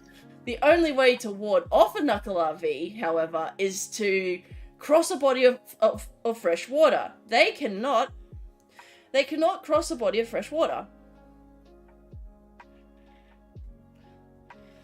That's alright, Shadow. You have a good one. Glad glad you were here for a little bit of it. Okay, I just found an incredibly cursed gun. Oh boy. Like, If it's anything like the dick gun that Dogman showed me, no, not dick gun, cock gun, I'm probably going to be like, what the fuck am I looking at? no, but it's. I just sent it. It's not that cursed, but it's still like, what the hell? It looks like a pistol crossed with an SMG with shotgun shells. Yeah, that's the part that's really tripping me up. It's like some sort of machine pistol that shoots 12 gauge. Wait, apparently it's not a top gun. Apparently it's 40mm grenades. Oh, Oh god, is this real? like the cock gun actually exists. It's literally a gun that fires bullets in the shape of a dick. I mean, it's like, what the fuck? Who was that fucking bored? Or that fucking gay? That they needed What are we talking about? the cock gun that fires dick-shaped bullets. Oh, I thought you were talking about that one guy who shoved a 12 gauge up his ass. No. What? Yeah. I remember seeing it on K because a lot of really cursed and incredibly gay things happened on 4chan's weapons board. You're fucking cursed. Basically, the guy decided to, and I'm fairly certain he was smart enough to unload it first, shoved the barrel of his Remington up his ass for pleasure, and it ended up getting stuck, and he had to go to a hospital. And I remember one of the comments was that the site was beaded for his pleasure. Oh my And it was called. god. Oh, it my was. god. And the worst part was, while this guy was there panicking, he decided to take pictures of it and post it on 4chan. Oh my god. I am so Yeah, glad. You want to know what a really cursed shotgun is, though? It's something called a KS-23, and it's so Soviet it hurts. Like you use the metric system for everything, right? Yes. So do you understand how big 23 millimeters is? 23 millimeters. That's 2.3 centimeters. Yeah, but do you understand just how big that is? Somewhat big in terms of bullet size. Okay, so your average pistol is 9 millimeters. Mm-hmm. So that's 0.9 centimeters. Yeah, that's fairly big. The KS-23 is 23 millimeters in terms of the bore diameter. It's technically considered a rifle because the barrel is rifled, but it's a shotgun, and it's one of the biggest shotguns ever made, and it straight up shoots flashbangs. It's okay. 20 millimeters is a fully automatic grenade launcher, and this is 3 millimeters larger in terms of bore size. And what's really funny about it is, if you look closely, you'll realize the barrel of this gun was used on anti-aircraft guns. It's rejected barrels that couldn't handle the pressure of flak ammunition, but could handle the pressure of a shotgun shell. So hey, we'll just make this into a big fucking shotgun. They'll just destroy your shoulder. Oh, and also we're gonna make a variant of it with a wire stock. They'll just go right into your shoulder, and one variant with no stock so that your wrist bone takes all of the impact. It's so cursed. Oh look! I found a picture of me in the morning. I'm sharing it to Grim, but this is basically what I'm like. And then when people try and talk to me in the mornings, I'm just like, why?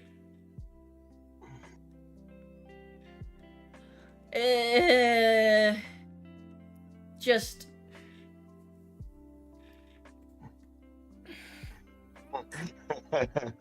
here's a really genius way to get your day started quickly.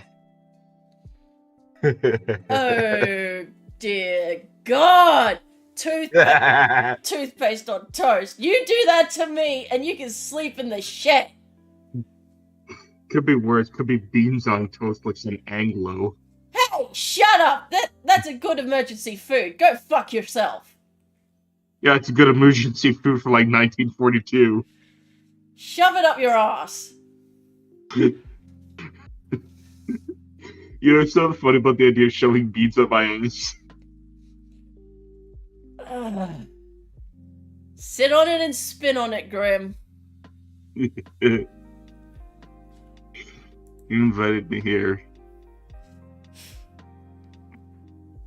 I'd say get fucked, but you'd probably go to Stillspear for that. He's not available at the moment. He'll be back home. He'll actually be back home early, so he will be available in about 6 hours.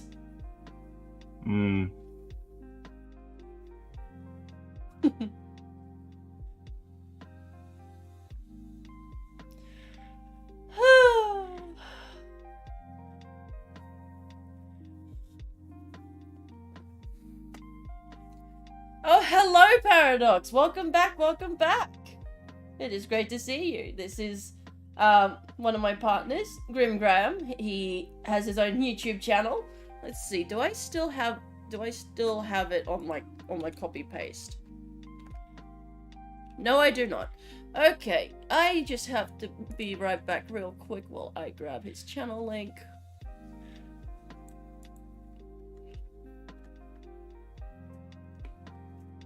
Ooh, 2B. Oh my god. 2B. 2B is such an adorable little fanboy. What about Ornate to be? Oh, Paradox here was going to either do Poison Ivy or 2B. Wait. But 2B isn't 2B the little boy that follows No, isn't 2B the girl? Oh, I don't play Nier Automata, so I don't know. Neither do I, but I know that much. 2B is the girl. Okay. Thank you very much for clarifying. Also, Enna's live right now. Yep. You want to read back to this or something? Huh? Oh no, I'm not going to end stream just yet. I just thought I'd let you know. She's probably playing. Oh no, she's going to be playing Gears of War. Really? She's offended by the fact that I found that game so forgettable. I didn't really know much about the game until a few years ago.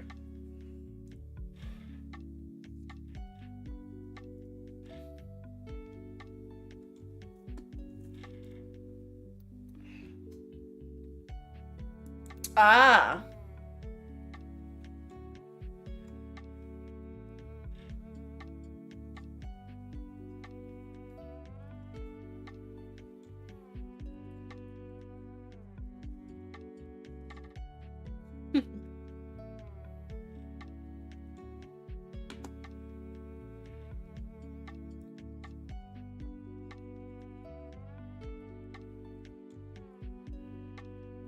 Oh, goodness.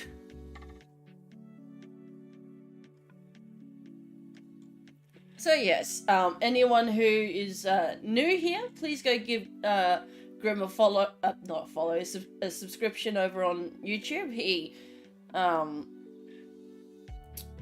streams predominantly on YouTube because he finds They're bullshit to be more consistent than Twitch. Oh, Is we're still planning to make the transition?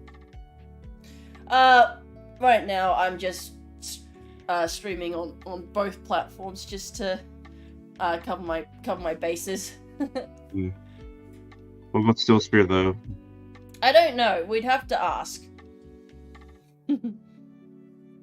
So, what are we playing in a few days? More Core Keeper? Yes. And I'm gonna make use of logic gates. Even though we don't have a lot we can do with them, all we have are doors and lights.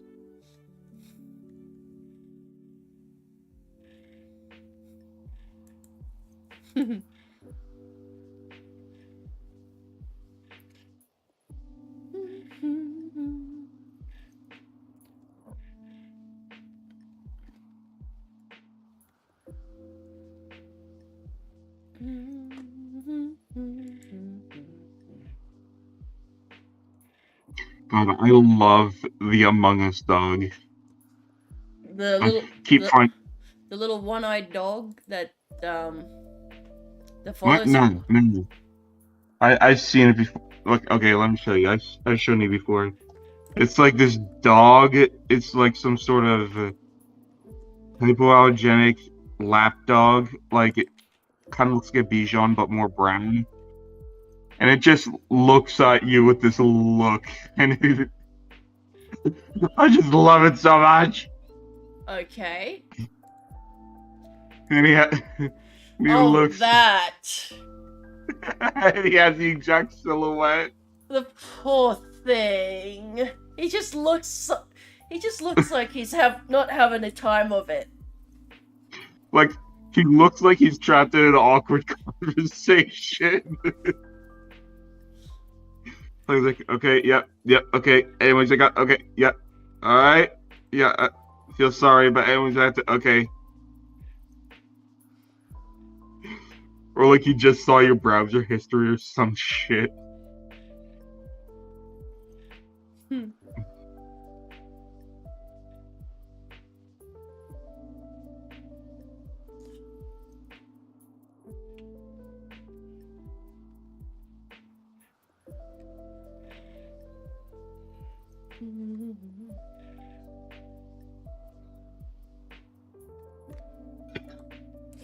Oh, goodness.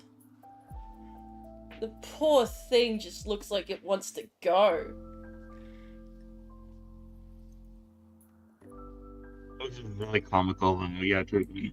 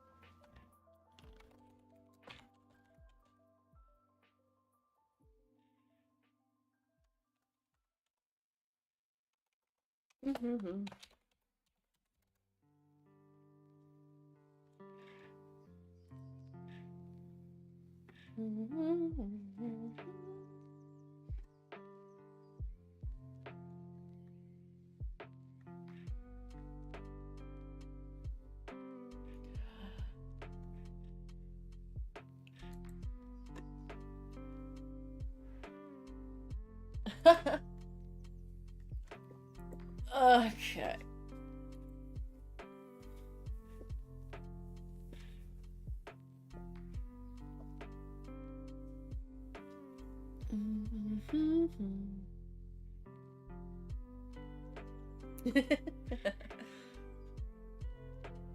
I'm still infatuated with this one dog I found in Italy that was just roaming the streets of this small town.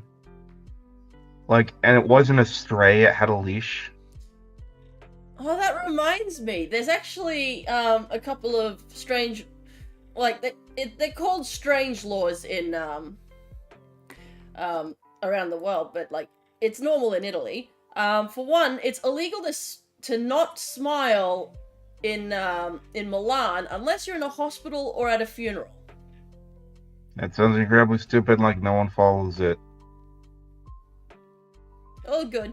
And then in another town, I think it's Turin, Italy.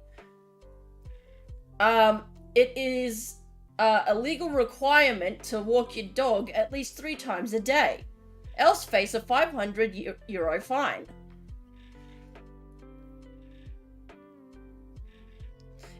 And street cats are protected by law in Italy.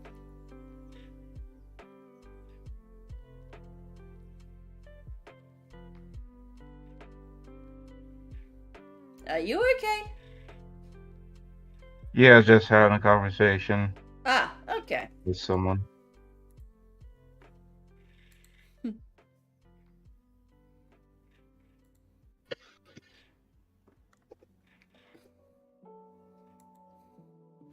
Modern Warfare 2.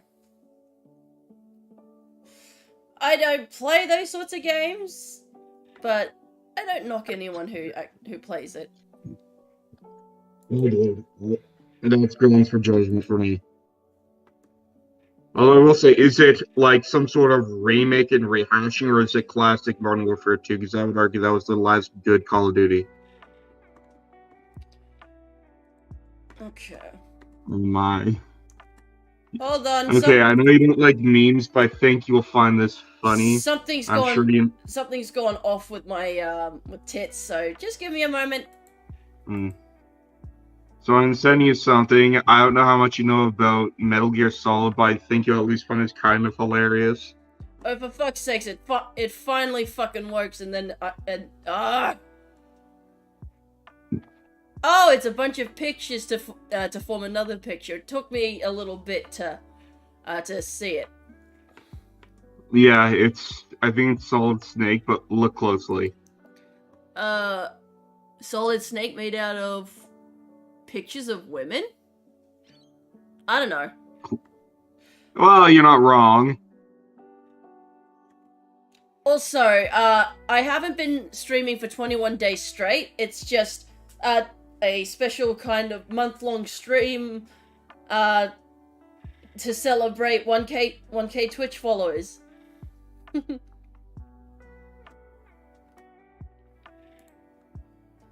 Come on, tits, work for me here. Says the fucking... Says the former sex worker. There we go. Oh my god, I'm stupid. There. Fucking stupid. There we go. Now to test that everything's working. Ow. Okay. Very good.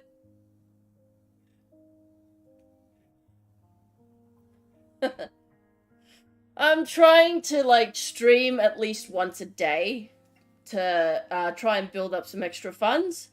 There's just a lot for me to do now. Didn't your doctor say it wasn't healthy? It's not healthy, but I have to, remember. There's a lot that I've got to do.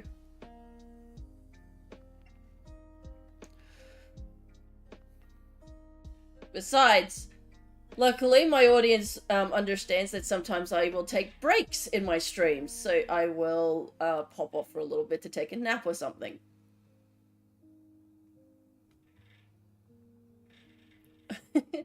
Yes, my community has been very good to me. I mean, it was thanks to me becoming a VTuber that I met my partners. Yes, for anyone that's wondering, I am poly, but I'm happily taken. Yeah, three's a crowd. Hmm? Three's a crowd.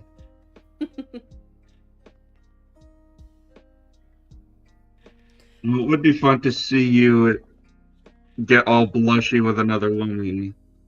I'm fine the way things are.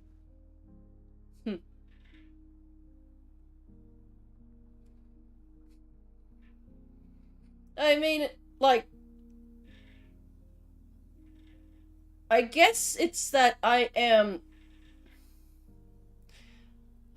say that I am demisexual on that, but it's like I can fall in love with a woman, but I can't imagine having sex with one.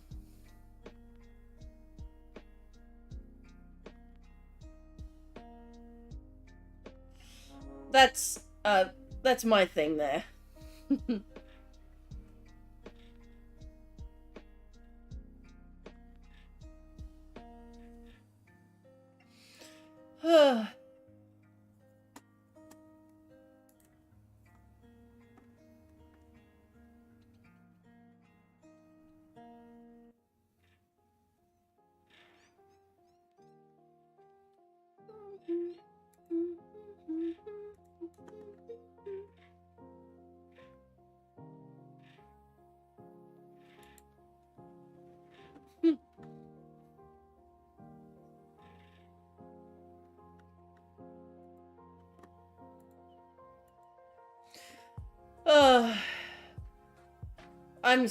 I'm still, like, it's hard for me to believe that that I've grown as fast as I have. See what happens when you be shackled and free. I'm at 3,384 on Twitter. And on Twitch, let's wait for it to load. 1,186. It really is an honor to have such a welcoming community, and to be a part of something so much greater than myself.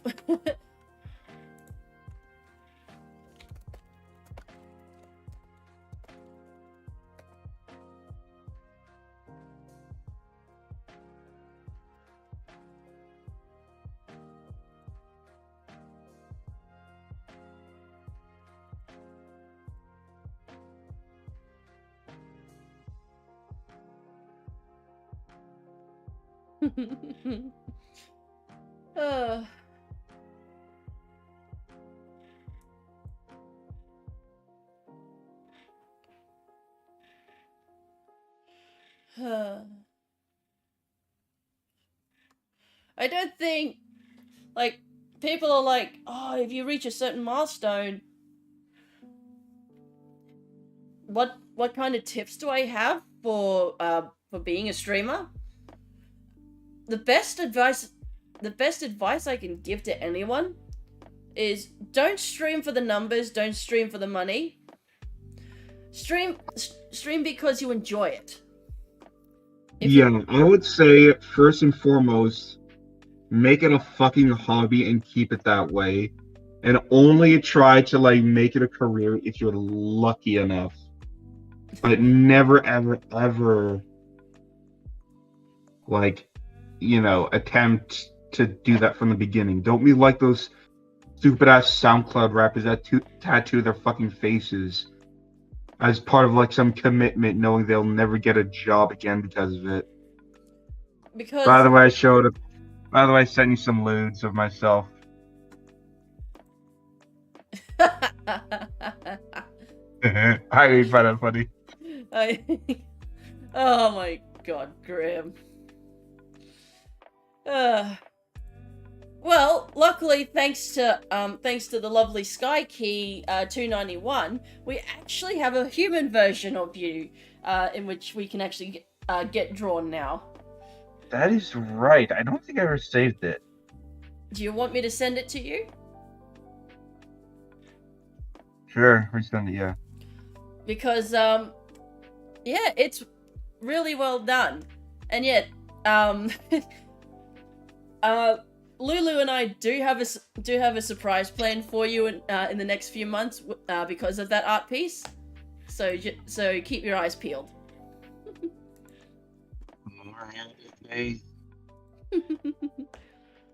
You do so much for us, so it's only fair we get you something nice.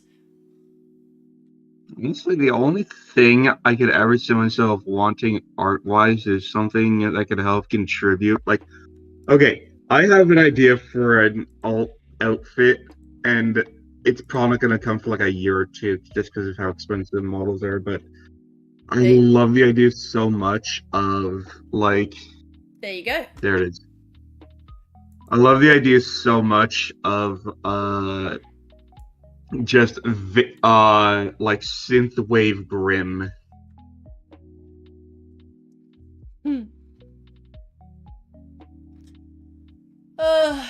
But yeah, the best advice is never stream for the numbers, never stream for the money. Stream because you enjoy it. As I like to say, do what you love and love what you do. The only other advice I could give is network, because one, you might find your future waifu. Oh, shut up, Grim.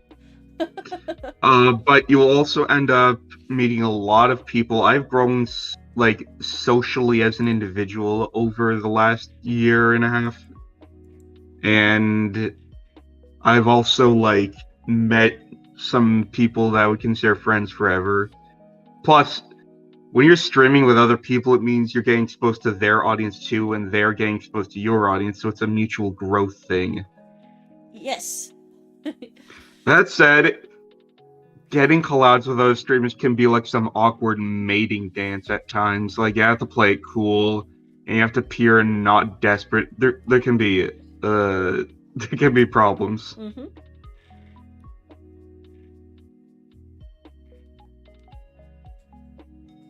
There we are.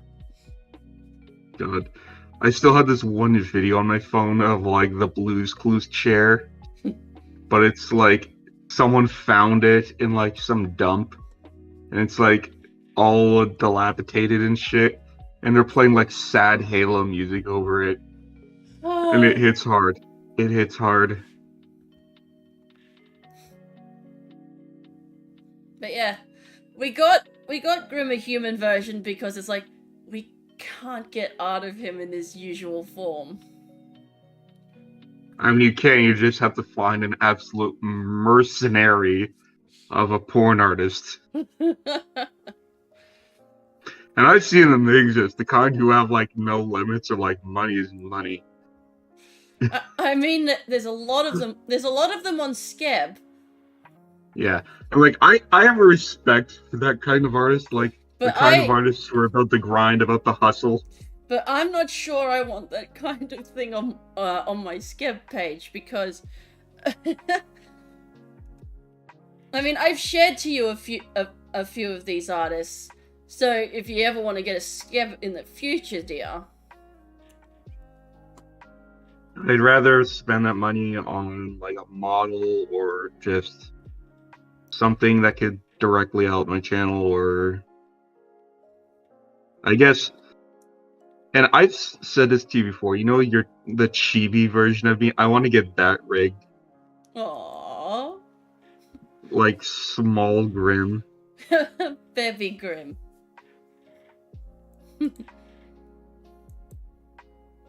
SMOL small.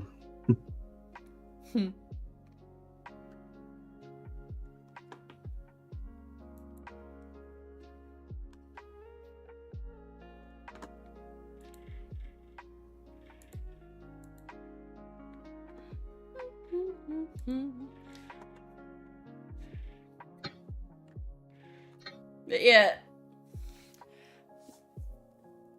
it's always good because when you network, when you reach out to other people, yes, it's very scary at first, but then you'll end up finding some of your closest friends. And potential future waifu. I don't think I'm waifu material, dear. Oh shit, you called me your fiance for like months. Yeah, and then I had to stop. Yeah, but that is true, but still, you're waifu material.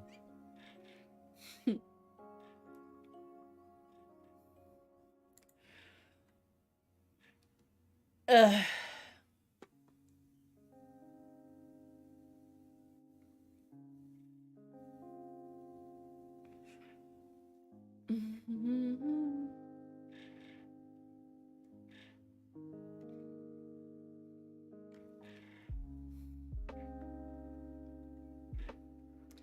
But yeah, when it comes to networking, don't be afraid to talk to someone.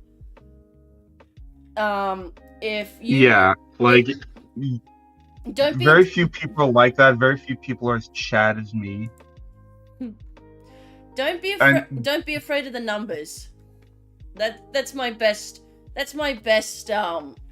advice there. Don't be afraid of the numbers when it comes to reaching out to If you future see open DMs, just type hey and have some small talk, That's and just don't let your autism show. that is literally what Grim did, and look where we are now. Exactly. God, I'm going through some of the old memes I have on my phone.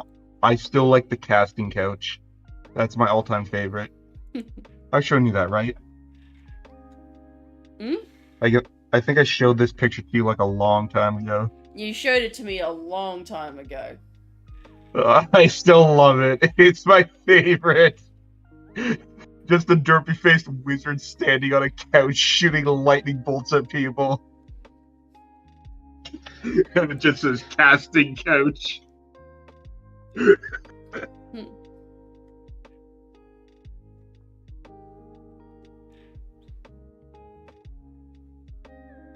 No. Come, Mr. Tolly Man, telling me banana. I love that song. You may love that song, but I love you. I failed to see how that is related, but I still accept your love nonetheless. Oh, I want to get Bayonetta 3. The enemy designs is so good. But problem. I almost thought you were saying I want to be bayoneted. Like you want to get stuck with a bayonet. And I'm like, what? No. Fucking hell. I'm not that much of a pain slut. Well, not when you're in a good happy mood, at least.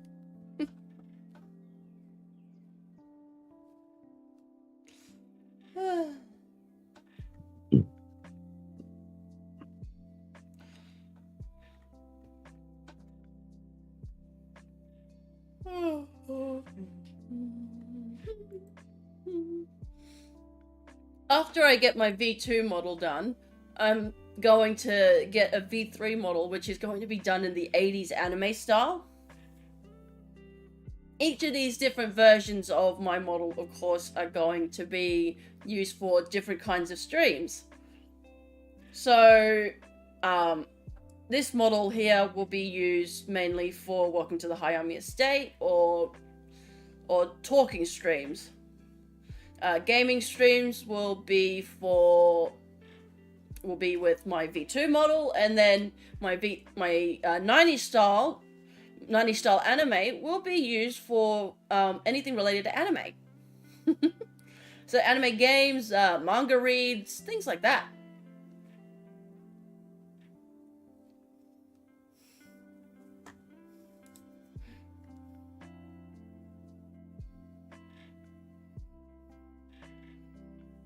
I'm very, very excited for when I can start paying for the V2 model, because my god,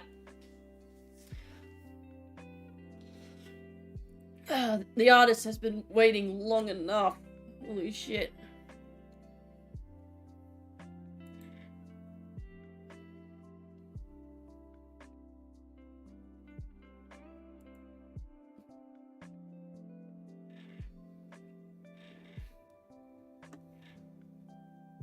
How much is it? Hmm? How much is it? It's a $300 down deposit. Jesus.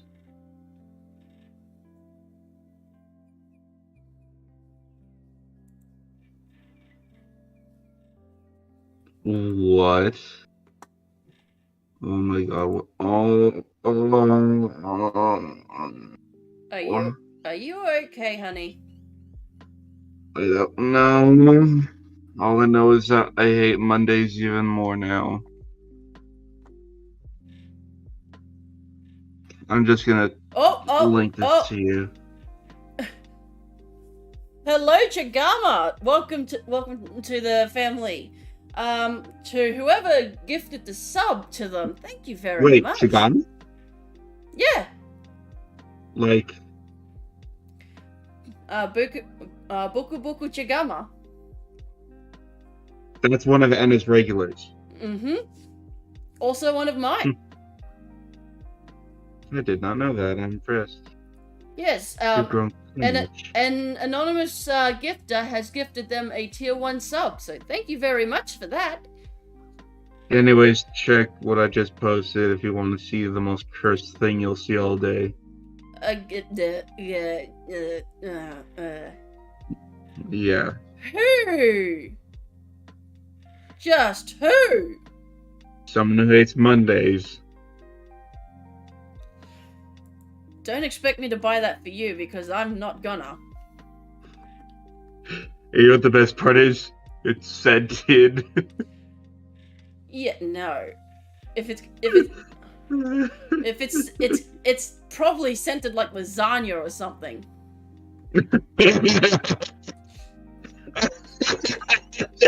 Just the visual of that.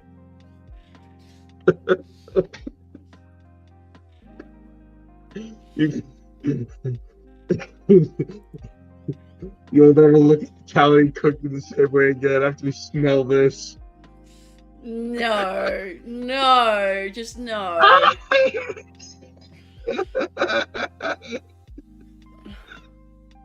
Oh my god, Grim.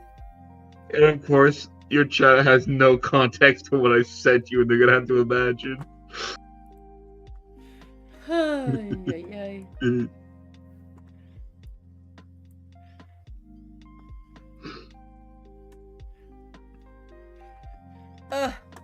Everything's decided to just screw up with me.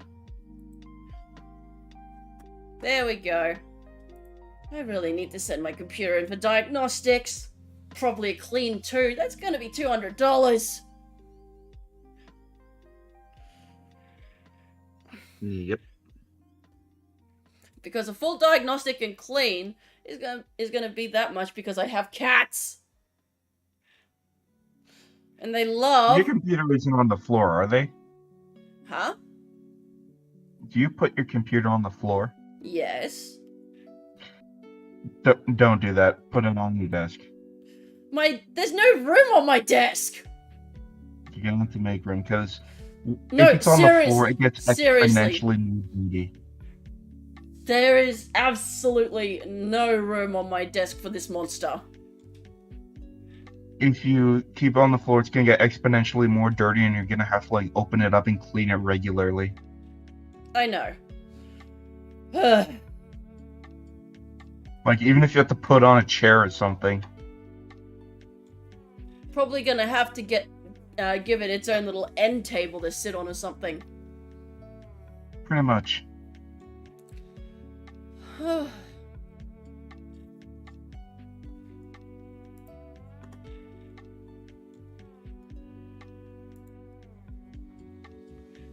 Oh god, I just found something I saved on my phone a long time ago, and it's incredibly cursed. Oh god, no, Grim.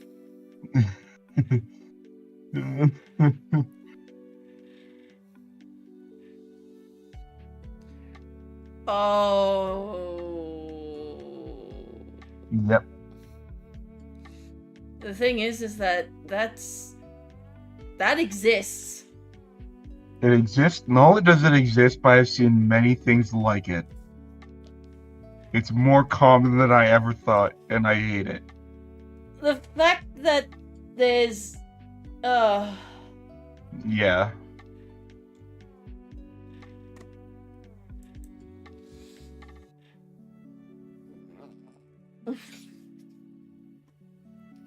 I really just don't know what's wrong with the world.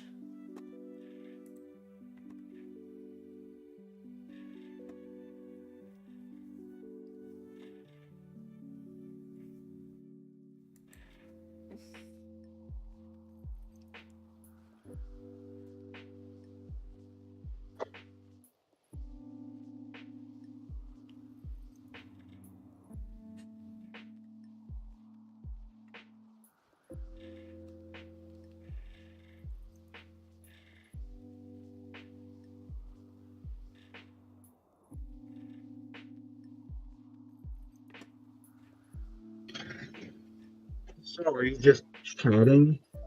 I'm just having a chat, yeah. Hmm.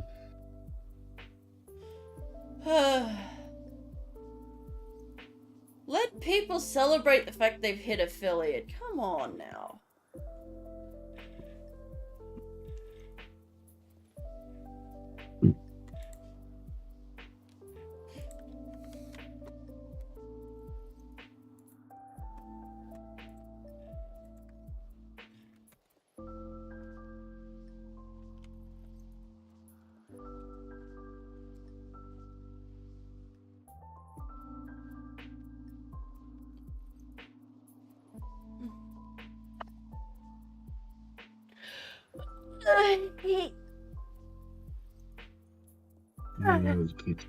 Had to stretch there.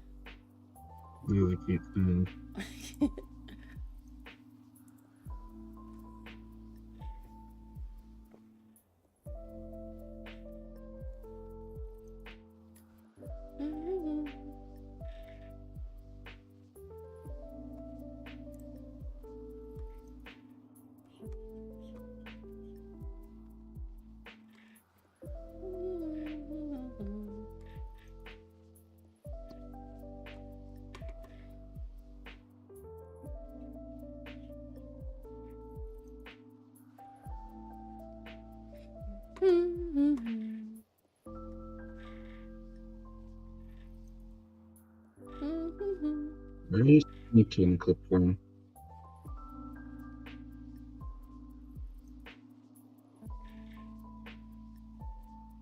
You've been talking to a while here. Hey, what? What's going on? Sorry. Mind helping me pick out a game? I ask because I'm not sure which one I should do. Really, just do a game that you like playing. Any recommendations? I have a whole list of them.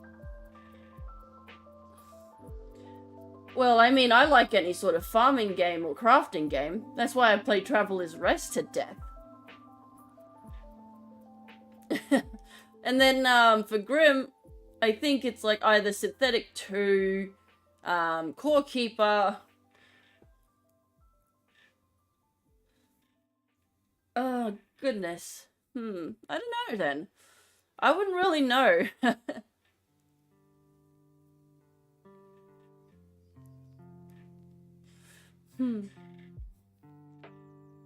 Duskers is also pretty fun. What? Like, Duskers is the most immersive game I've ever played. More immersive than any VR game you'll ever play. More immersive than any high-budget AAA game.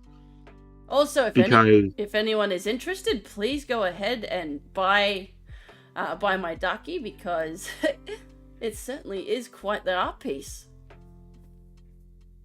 It is indeed. Hello, Sky! We were talking about you not too long ago. I gave Grim I had to give Grim the human version that you made of him again because he lost it.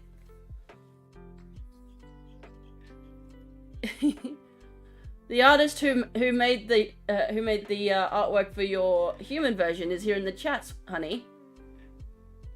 Well, thank you. Yeah, she's asking if you liked it. I did indeed.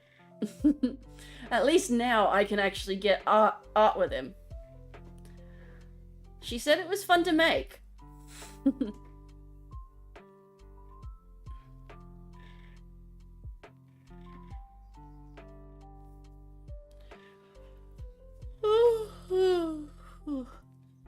I may have to end stream here, at least for now. I just want to go and like this music is making me sleepy. So I may go for a lie down in a little bit. So, arigatou gozaimashita, minna. Thank you all so much for... Oh, wait a minute. Before I go, let's raid out to someone just so that we can give them some support, shall we? Animal? Let's see. Who shall we give a Hayami raid to? So yeah, make sure that when... I wonder if Rain is streaming right now, because she could definitely use some exposure.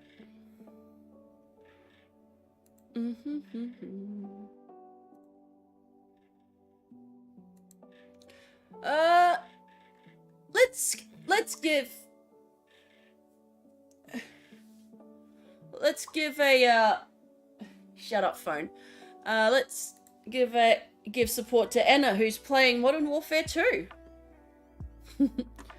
All right. So,